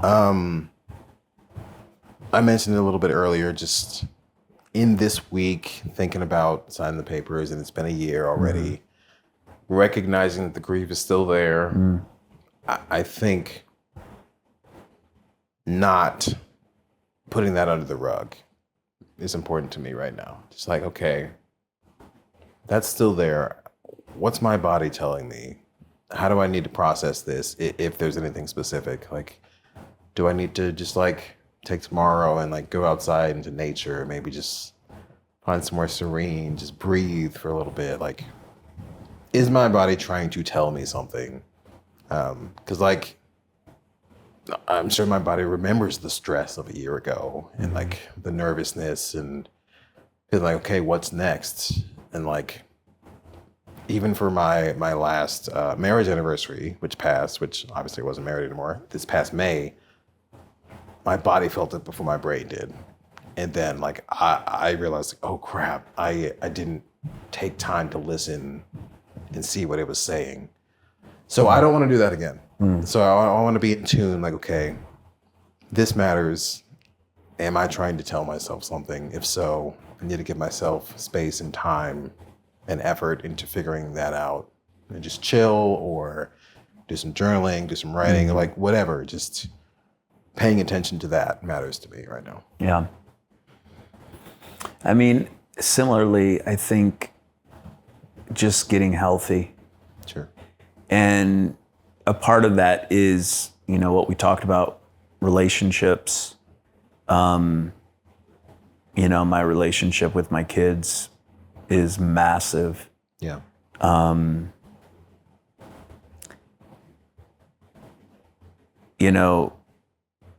They say, I think I heard this maybe in a book, or, because I don't think it was my therapist, but it's the mindset of when you're on a plane and they're going through all the safety procedures. And, hey, if we lose cabin pressure, the masks are going to fall out. Make sure you secure your mask before you assist somebody with theirs. And obviously you understand the importance is that you're going to be useless if you yourself are not taken care of. Sure. And I think the best way I can be a better friend, a better son, a better father, is securing the mask on me first before I try extending myself. Yeah. And so I think for me, similar to you, just focusing on health, navigating those emotions, those feelings, and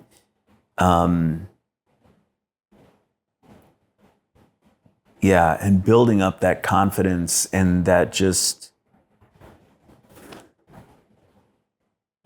you're grateful for the people that know you and have been through this with you, because, they'll say, you're so much different. You seem so much better. You seem so much healthier.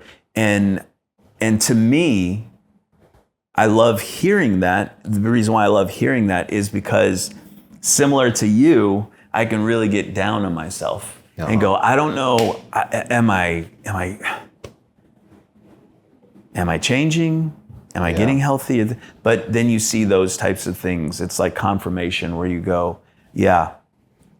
I am in a better place. And so yeah, it's been really, I think the most important thing to me right now is continuing to get healthy. Yeah. And become the best version of myself that I can. Okay. Let's do one more and then we'll take a break and change some stuff. Sounds great. Number 5. What are you holding on to that's holding you back?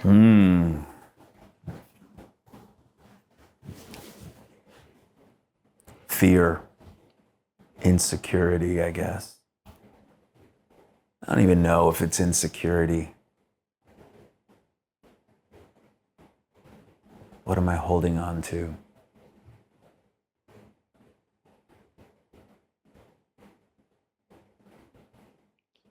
Wanting to jump.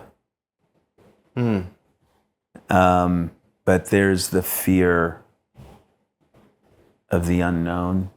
Now, I will say this, though. At the place that I'm at right now,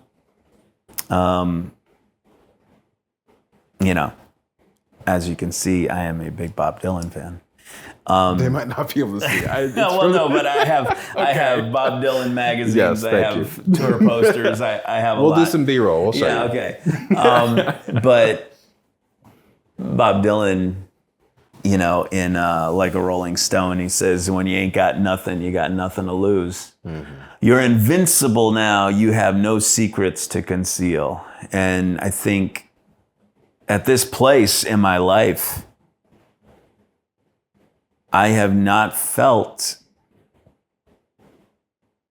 more empowered to jump into the unknown than ever. But there still is that little shred of fear that I'm wrestling with and having to silence. Yeah. A lot of these things, fear being one of them in our mind, is, a defense mechanism. It's to self-preservation. Yeah. It's like, hey, maybe just kind of check it out. Don't necessarily jump, which is great advice. But then when fear kind of takes over the steering wheel, that's when you start, it can be bad. Yeah. And so that always was something in therapy, just making sure that, okay, I can listen to, fear and what you have to say. Yeah. But ultimately I'm making the decision and I'm driving. Yeah. And so making sure that you keep that in check, but fear of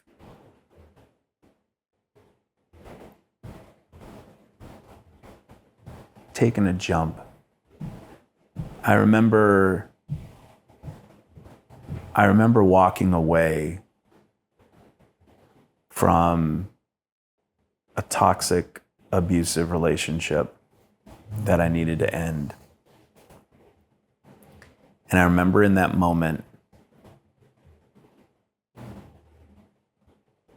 a voice in me going, this needs to end, this needs to stop. And it's almost like I was having a dialogue with it. Yeah. Going, but what am I going to do? Where am I going to go? What's going to happen? Mm-hmm. And it's almost like it was a calming thing that said, we're going to be fine. We're going to bet on ourselves now. We're all we got. Mm. And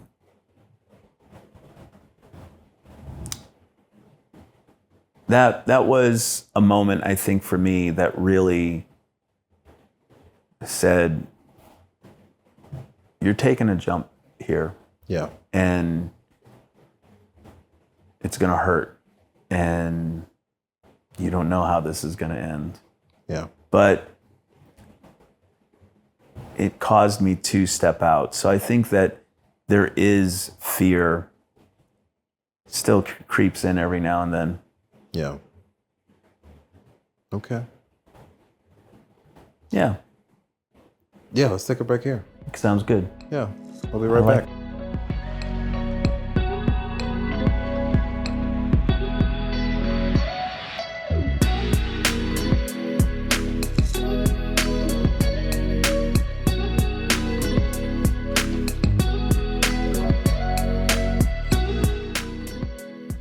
We're back, and we realized I didn't answer the last question. That's true. So I'm going to ask you the question. Yes, which is... What is holding you back? Yeah. Is that it? What are you holding on to that's holding you back? I think the overall answer for everyone, either me or all my guests that I've had, is fear. Sometimes people have been more specific. But for me, for this episode, I think it is a little bit of that self-doubt. And I've seen it come or creep up in almost every aspect of my life in the past 2 weeks. So I went up north to see my family, my mom's side. And for me, at least, seeing family is always a little difficult because, like, I'm falling into old roles and like, I'm just not that person anymore. So, like, I feel like I can't be me. So that's one element of just like, okay, I feel like I can't be myself. And I don't like being in those situations anymore. But, like, I want to see family because, like, it's family and they're all getting older and who knows who's going to be around and for how long. And, like, I want to be there. I want to see them. It's just a difficult balance. In a sense, like, some work stuff has come up where, like, I've had opinions on songs and everything's subjective. Just like in my position, I work with like the quality control, I guess, before a song is finished. A&R will listen to a mix of a song and the production of a song and a master of a song and be like, okay, I'm hearing these things. We should edit these things and it'll make it better. But like no one knows what better is, especially when you get to that point when it's almost done. It's just like, okay, you're hearing something, I'm hearing something else. They could both be right. Yeah. I've had some thoughts of like, okay, we could improve these things and it would make it better. But I'm the only one hearing these thoughts. So I'm like, do I say this? Right. Does any of this matter? Like the artist is fine with it. Who cares what I think? Blah, blah, blah. And then in personal life, of course, the anniversary, just thinking about like, okay, what did I do wrong? What could I have done better? So it's just been an avalanche of self-doubt past couple of weeks. Nothing that I can't get through, and I'm glad I'm recognizing all of it. But I think I'm holding on to it a little too tightly. So yeah, that's the answer this episode. For what it's worth, I will say that when I look back on my life, when I was just starting off my career in radio, I was in my early 20s and I had these ideas.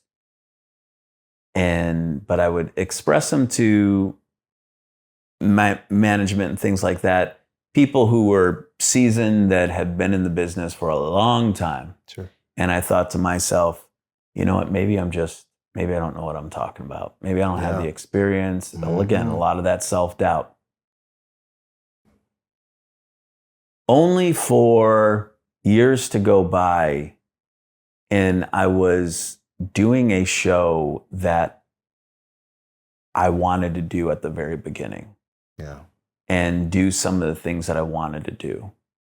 And it made me think, you know, I had an idea of what I wanted to do and what I thought would go well. And you know what? Maybe we have things that we have those ideas and we try them and they don't work. Sure. Okay. Yeah. So at least you know. Yeah. But I think for me, that whole self-doubt thing, it was certainly that, especially when you're younger and you think, yeah, what do I know? Yeah. I'm getting in an industry, I'm working with people that have decades of experience. What do I know? Actually, what you know may be the breath of fresh air that these old dogs aren't seeing. Sure. So, yeah. Okay, I'll take that. Take it. Yeah, I'll hang on Run to that with for that. next time. If you need support, let me know. Okay. I'll back you up. All right. Question number 6. Yes. Oh, dear. When was the last time you made yourself proud?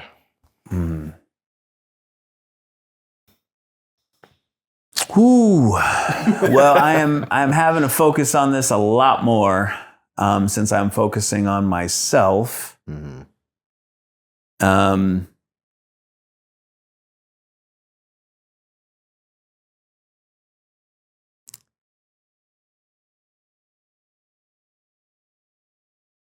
I think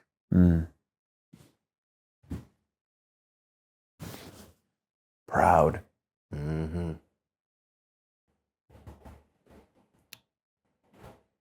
For me,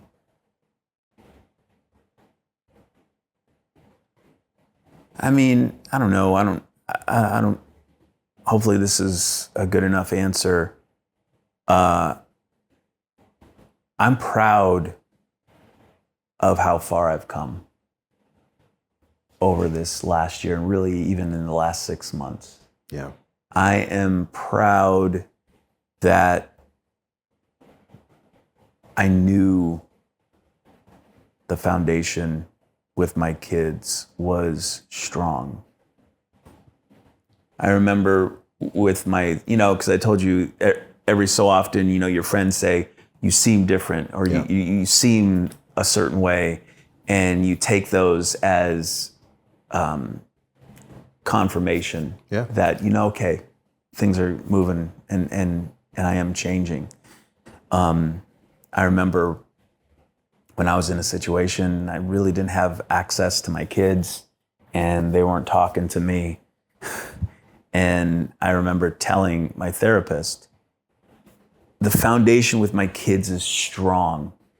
I just know it. There wasn't a doubt in my mind. He didn't say it at the time, but he was being just a good therapist and listening to me and supporting me. And that's great. It's awesome.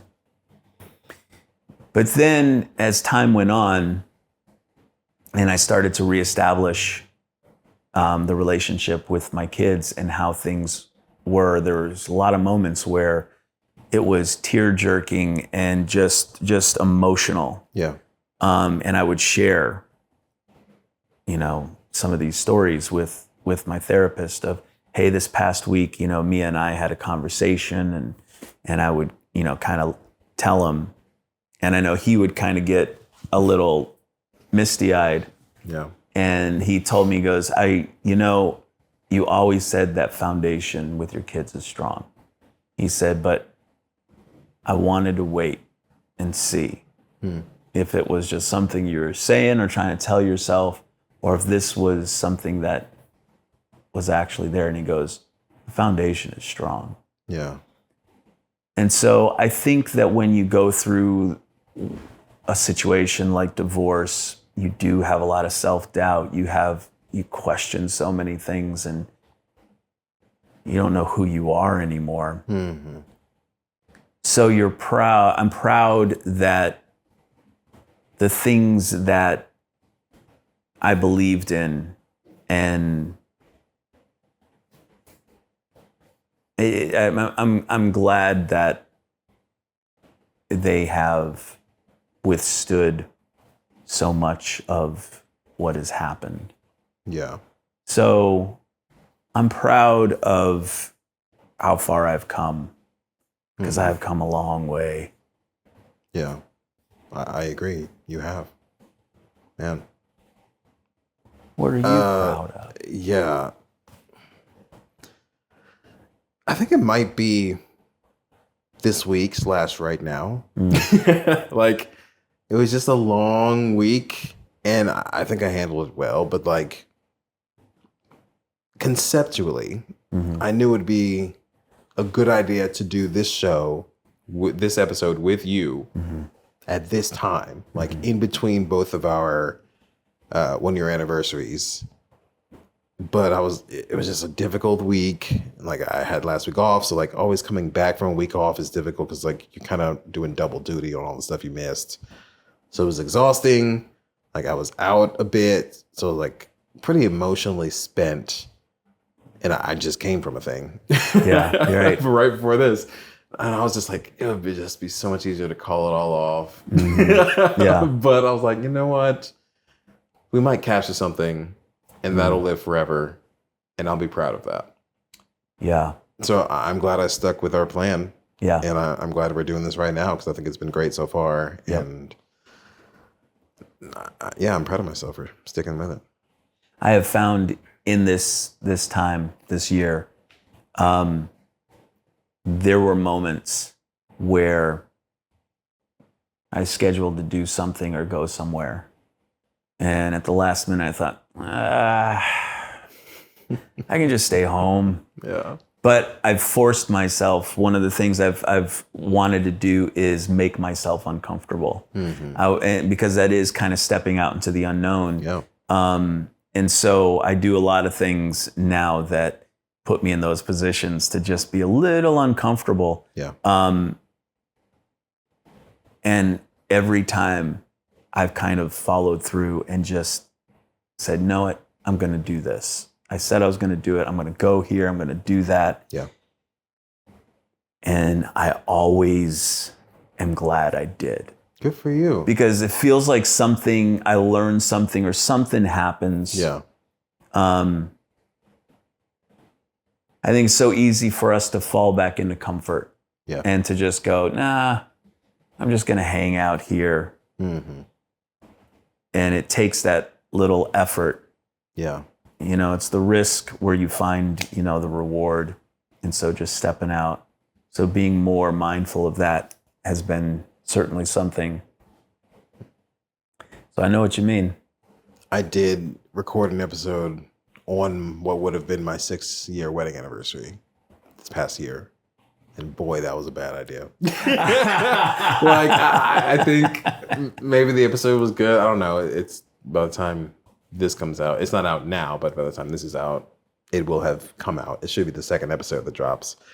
But when I've been like editing it, it's been too hard. It's just bringing up too much stuff. I'm like, I can't do this. Mm-hmm. So like, that's been one that's been like, maybe there's something wrong with it. If so, I'm sorry. Because like, I just had to step away from it. Like, this was too emotional. Why did I do this? But like, I mean, so far, at least in the room, this feels better than that did. Mm-hmm. And maybe, I said this earlier, a piece of it was my body was telling me before my brain was like, hey, this is a big deal. Mm-hmm. But I'm more aware of the situation now. So it feels a little bit better now. Mm-hmm. And hopefully when I edit this one, I'll be okay. We'll see. Yeah. Yeah. I almost wonder if doing it on the anniversary of your wedding is still kind of not acknowledging, but you're still kind of in the past. It's something tied to your past. Yeah. Whereas it's a year after. It's the future. Yeah. Yeah. Maybe. Okay. Question, what are we on? 7? Is that it? That was Let's find 5. No, that was 6. That was 6. Okay. And we are into 7. Okay. What was the last piece of art you consumed that inspired you? Ooh. I knew you'd like that one. Well, I do have a couple pieces of art. All right. I can go get them. Yeah, you want to do a show and tell? Go grab it. Okay. This will be a first. They're not framed yet. Yet. This is fun. I'm not cutting this out. This is live. Okay, he's in his bedroom. He's rustling something. Ooh. Oh, yeah, I got my mic on. Stick it here. Interesting. These are What things. in the world is this? Okay, I guess hold it up for this camera. Okay. It's your one. Let me take it out of this because it's in reflective stuff and not on it. So there's this band. There's this band called Need to Breathe. Yeah. And I have a weird long history tied to them loosely from my past. But one of the guys that was in the band, Bo, he also does art.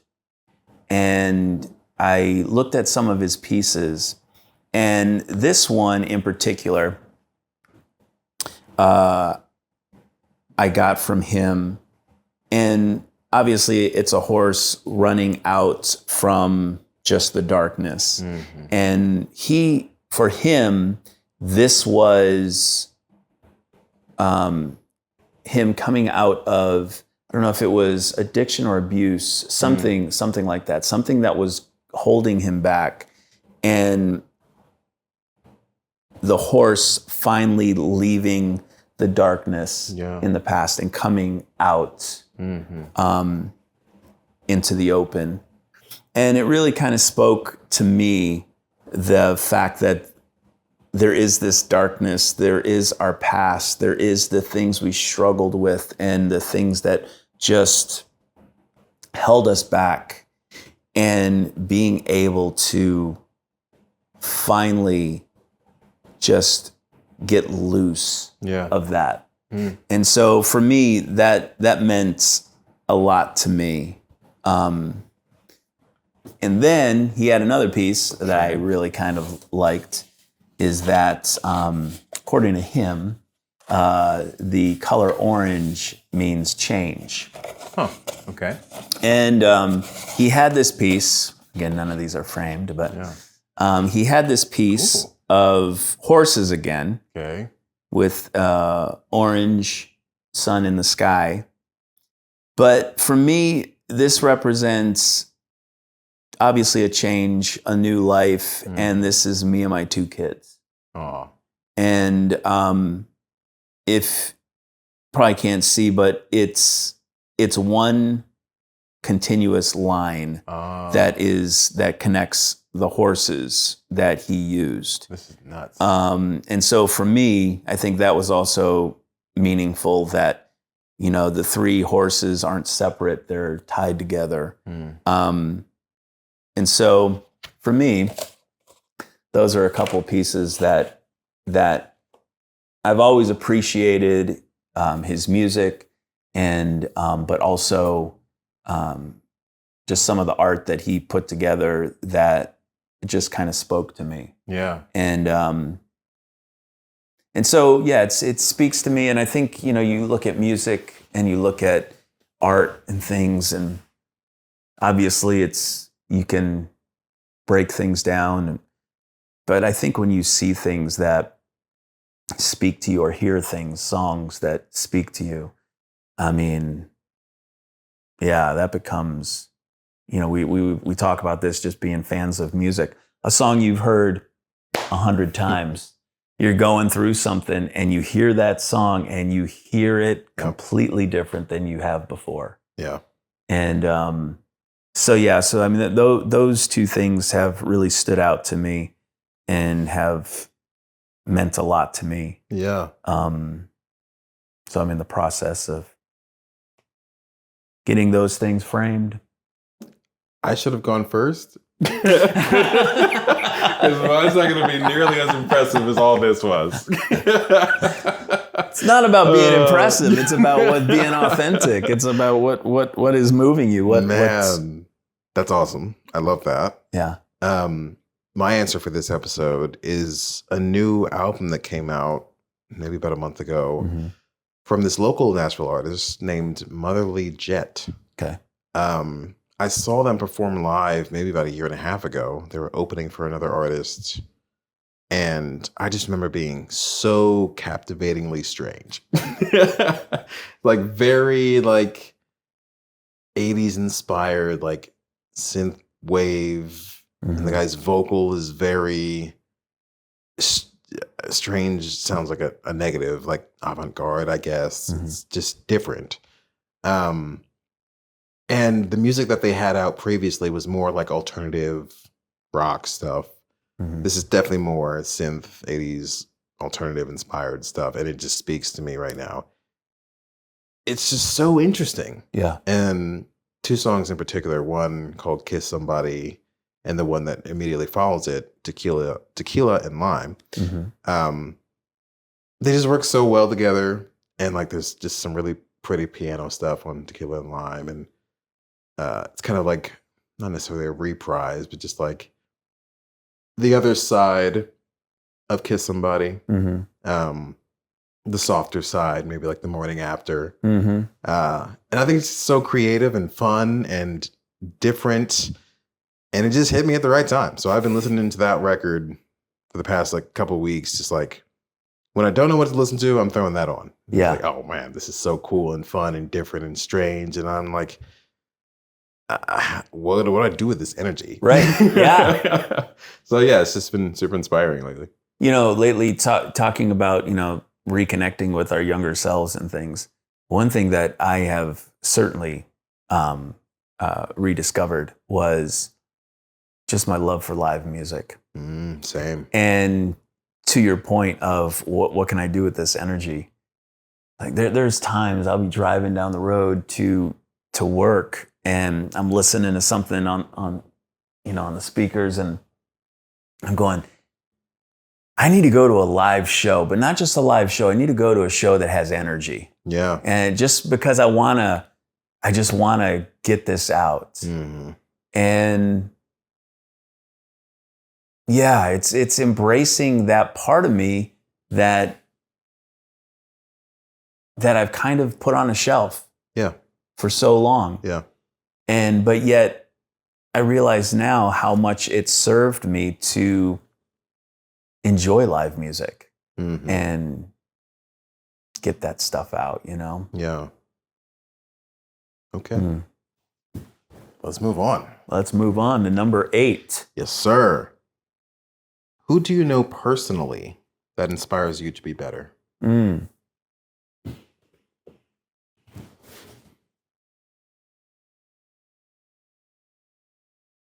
I also have an answer for this, if you want me to go first. You go first. Okay. My answer, this person, it started as more of a work answer. It's someone I work with. He's a producer in town, a music producer named Jeff Pardo. And Jeff is very popular right now in our world. He's responsible for a lot of the top Christian songs, especially for Christian radio. And I just love the way he works. Going back to like one of those moments of self-doubt and with the mix and the master stuff that I was talking about, some of the thoughts that I had that I held my tongue on because no one else seemed to have those thoughts. Jeff came in after everything was turned in, was like, actually, I've got some thoughts if we could change the master. Yeah. And like some of the things he said and the notes he had, I was like, I thought that too. Yeah. So I'm like, okay. That makes me feel much better. Like Right. I'm not alone in this. But just talking with him about work stuff is always fun. It's like he's always got really thoughtful ways of going about how he does his thing, but also seeing how he interacts with artists outside of a work sense and with people in general, just outside of work, is so commendable, I think.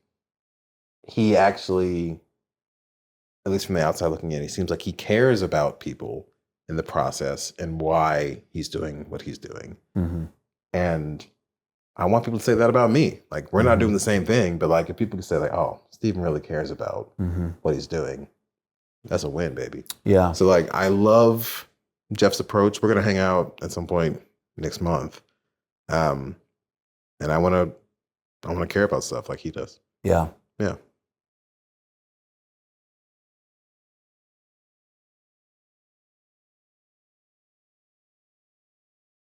This is a tough one. It is a tough one. I think a lot of people, including yourself, inspire me to be better.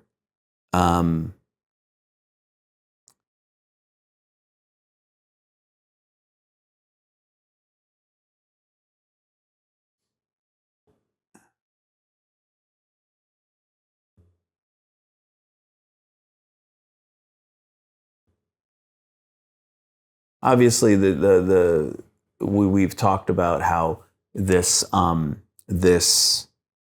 year, it's been a year of transition, and focus on ourselves and health and things like that. Yeah. I will say that one of the things that I have been able to discover is my parents. Truly inspiring me. And not just my parents, but my grandparents. Okay. Because my grandfather came over from Italy and he didn't have much. He didn't have anything. In fact, he had a pocket full of change. He came over as a teenager, pocket full of change. And first thing he did was buy himself an ice cream cone when he got to New York. Priorities. Yep.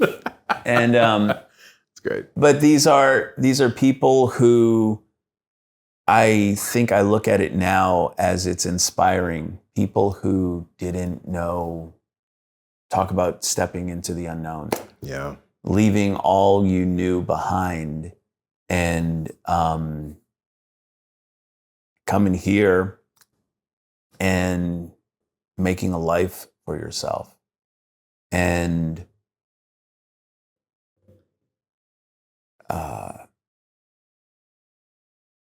also, my grandfather came over. He was leaving an abusive stepmother. His mother had passed away in a house fire when he was younger. And then this past year, really connecting with my mom and hearing more about her growing up that I did not know. And she also left an abusive situation and just journeyed out on her own. And for me, I think being at this place in my life where I talk about the fear and the things of just jumping, my connection to my parents, and my dad has done a lot of stepping out and into the unknown. They have been inspirations to just make me know stepping out into the unknown happens a lot. Yeah. And you're going to be okay. And so I think that has been something that strengthens me internally. Yeah. To kind of take the plunge. Great answer. Thanks. Let's take another break. Take We'll get the last two questions and then we'll say goodbye. Okay. We'll turn on a couple of lights too. Yeah, for sure.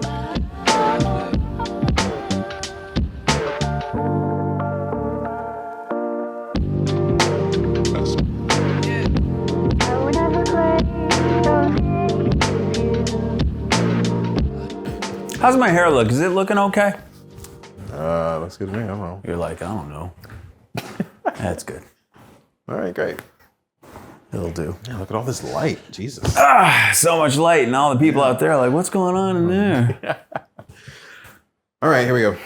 3, 2, 1. Nice. Welcome back. We are almost done with the questions here. We are. We got 2 more, and we're going to dive right in. Oh, brother. Question number 9. Are these tougher ones? Is that why you're hesitant? I mean, let me just say it. Yeah? For me right now, sure. Do you still believe in love? Oh. If so, why? Well, what kind of love are we talking about? Whatever you interpret. Do I believe in love? Yes, I do believe in love. Do I believe in marriage? Do I believe in? I guess those are other questions. Yeah. No, and maybe, yeah, I think maybe just because I have kids is that, yeah, I do. I know that I came to a place during this journey where they were very reluctant to express any feelings towards me and things, but I didn't want to push it because I know that they were going through their own process and all that. But one of the things that I remember thinking is, if I were them, regardless of what's going on, I would want to know two things. I would want to know, does my dad still love me? And is any of this my fault? And so I made a point to go, I don't care. I'm not looking for any response from them, but I just want them to know that I love you and none of this has anything to do with you. And so I do believe in love. I believe in the choice of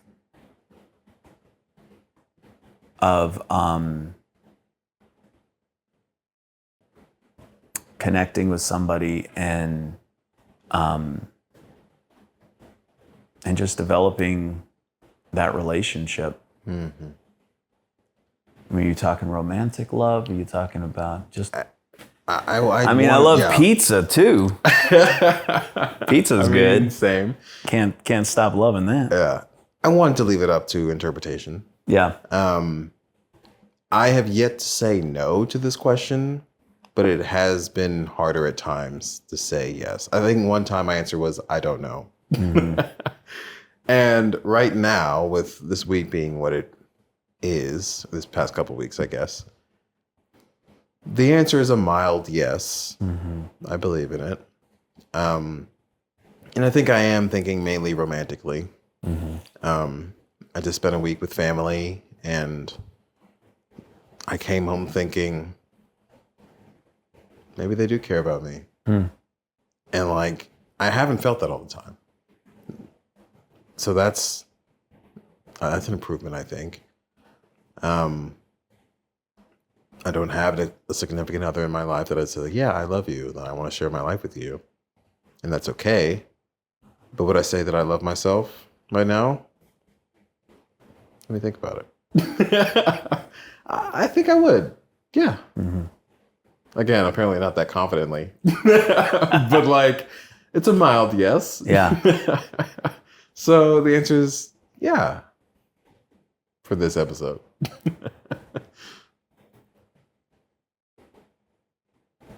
don't know. Yeah, because I immediately, focus on my kids and the love there. And I guess for me, I know that love can flourish in different areas. I don't know if I necessarily immediately go to a significant other, but I think it's because also, like what you're saying, so much of having to love myself. Yeah. And I think loving something is you are choosing to accept them for who they are, all their faults and all that kind of stuff. And, putting up a mirror, you go, for all my faults, for all the things that I struggle with or whatever, choosing to love that and accepting it for who it is. Yeah. And so that has certainly been a process. And like you say, today, Yeah. Uh-huh. But there are days where it can be tougher than others. Yeah. But yeah, I do. Okay. Well, we've arrived. We have Question number 10. the final one. The final one. This is going to be so great.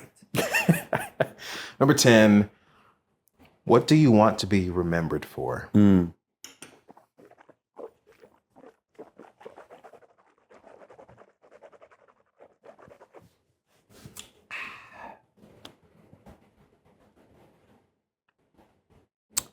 What do you want to be remembered for? I'm thinking too.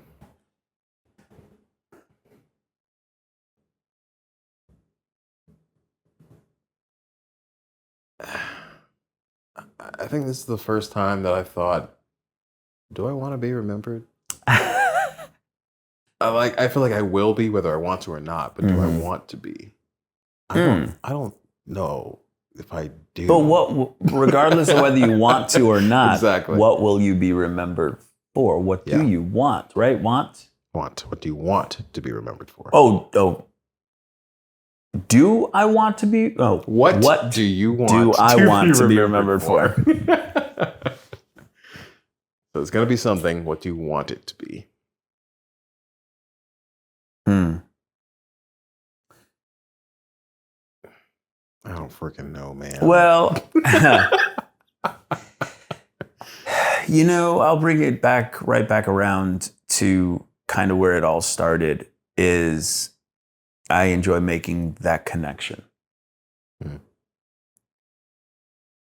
Whether it's being on the radio and making that connection to the listener, or whether it's being a part of music and connecting that music with that person that may need to hear that song or appreciate that song. Yeah.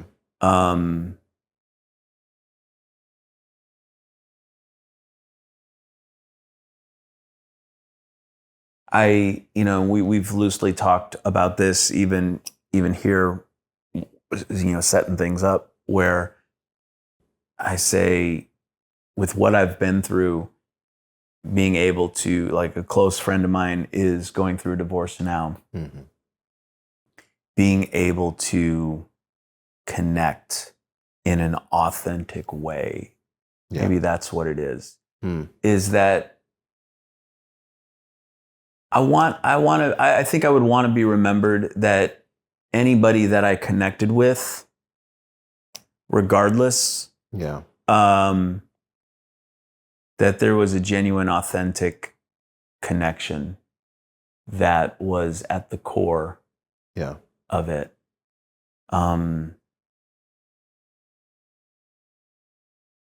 Okay. I think I found something. Okay. I think I would like to be remembered as someone who was more than just blank. Like, he was more than just an A&R eccentricity. He was more than just a music lover. He was more than just a friend. He was above and beyond. Yeah. That's hitting me right now. Like, I don't know why, but like, that feels like a huge compliment of, like, he did more than the bare minimum. He strived to excel. Whether he hit the mark every time, like, there's no way I could, but like, he tried. Yeah. So he was more than what people asked of him and wanted to be, because it was the right thing to do. Yeah, I might not have a better answer than that. I might just need to stop answering this question. Yeah. Because I like that one, and it feels right to me. Yeah. I think we all we want want to have significance. We want to know that we made an impact or that we were noticed in some way. Not noticed as though like a celebrity kind of thing, Sure. but that you actually, your existence in someone's life impacted them. Yeah. I had a friend this week who God, I'm probably gonna cry at some point. We try to get lunch once a month because they had a very wild situation with their spouse. And gosh, when they told me what went down, I had no idea what to say or do or act because I was like, that's bizarre. Mhm. Yeah. And like, I was so unequipped to be there for them. And then maybe 2 months later, all the shit happens with me. Yeah. And like, it wasn't the exact same situation, but like, I knew like, okay, I got to go to this person. We got to talk because like, they've been through something to where like, their spouse did something so bizarre and just out of left field, and like you thought you knew them so well, but they did something that just rocked your world. Right. She's like, I gotta go to them and talk with them. So like when they moved here, we started doing a once a month thing, and then it became even more beneficial for me selfishly because like I was going through this thing and they were there to help me. And we, this past week, just grabbed lunch, our monthly thing, and they were saying, they were describing me to a friend of theirs, and they said, like, they mentioned my name, like, oh, who's Steven? And they were like, Steven's like one of the best friends I have in town. He'd give me his shirt off his back if I asked him. Mm-hmm. And he was there for me when very few other people were. And I was like, I didn't know I had that impact. Yeah. I didn't know how to be there. I was there physically, but like, Mm-hmm. good God, I didn't know what to say or what to do. And I felt like you were really there for me when I was going through my shit. But to hear their opinion of me and them speak so highly of me, someone I care about dearly, it touched me. Mm-hmm. And I'm not usually someone who likes to hear or cares about compliments. I'd rather just not be perceived. Mm-hmm. But like to hear this, and maybe it's just the week, it just got to me emotionally. Like, maybe I'm good for people. Maybe they like me. And maybe that's a good thing to know that. Yeah. So yeah, I was glad I could be more than just a standard friend for her. And because she was so there for me. Mm-hmm. But that felt good. Kind of going back to what we were saying earlier, like seeing the evidence of the hard work that you've put out there and hearing feedback like, no, like this touched me. Like this was really helpful. That was so needed for me. I think also you being able to, it's not that you were going out of your way to try to get that compliment. You were just being yourself. Sure, and you were just being the friend to that person that you felt they needed. Mm-hmm. Yeah, there's so many quotes in my journal. I can't even think of them right now, but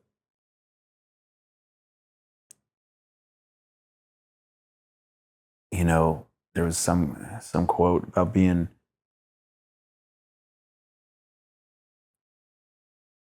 it's like being the thing that you wish that you had when you were broken. And I think I'm butchering it, but I think that's a valuable thing to walk with, is that when you see somebody in a situation, just realizing, man, when I was there, or if I were in their shoes, I know I would want this. Yeah. And being able to be that.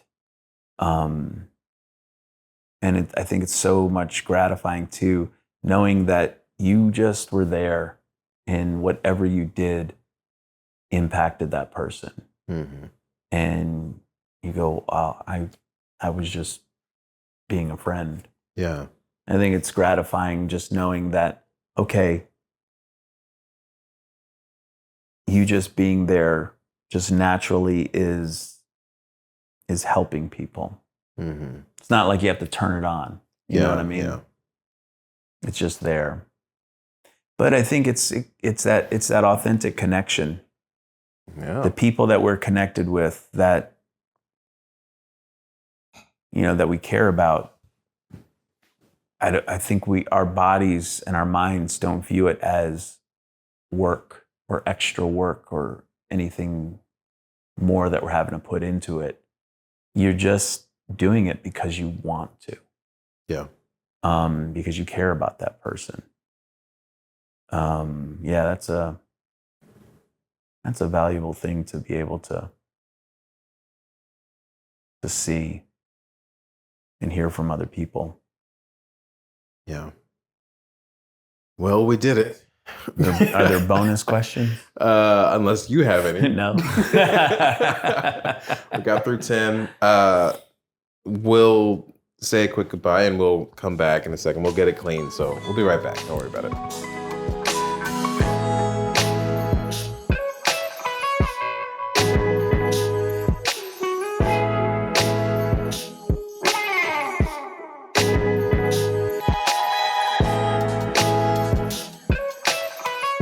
Nice. Yes. That was the best one. Nailed it. We're back and we're about to say goodbye, but thank you for joining us for this episode. Shimmy, thank you for joining me for this very introspective conversation. I've enjoyed it. This has been nice. It has been nice. You got me to cry. This is the first episode I've cried on. And it wasn't profuse, but it still counts. Well, So you probably would have cried more if I had tissues out here and you knew. Maybe. And if that was the goal, I probably would have really jumped in the deep end It with just you. stabbed me. We've just been sitting there crying. Yeah. Do you Two have anything dudes. to point the people to? Can they follow you anywhere, or do you have No. anything coming? Yeah, he's not really a social media person, No, which is why it's an honor that he's here at all. that's right. But I will say, I'll he is working on some sort of creative venture, and Yeah. whenever that I'll be comes taking a out- jump. Yes. I'll be taking a jump. Whenever that happens, I mean, I'll put it in the show notes. We're in his place right now, so you might see this space again in whatever he ends up creating. But yeah, that's Shimmy, folks. It's me. It's me. This has been great. Thank you again. I'll see you again next month. And thanks for joining us for a moment. See ya. And I'll see you again next month on our once a month outings. Oh gosh, that would be, oh man. Cut it off. Cut it off.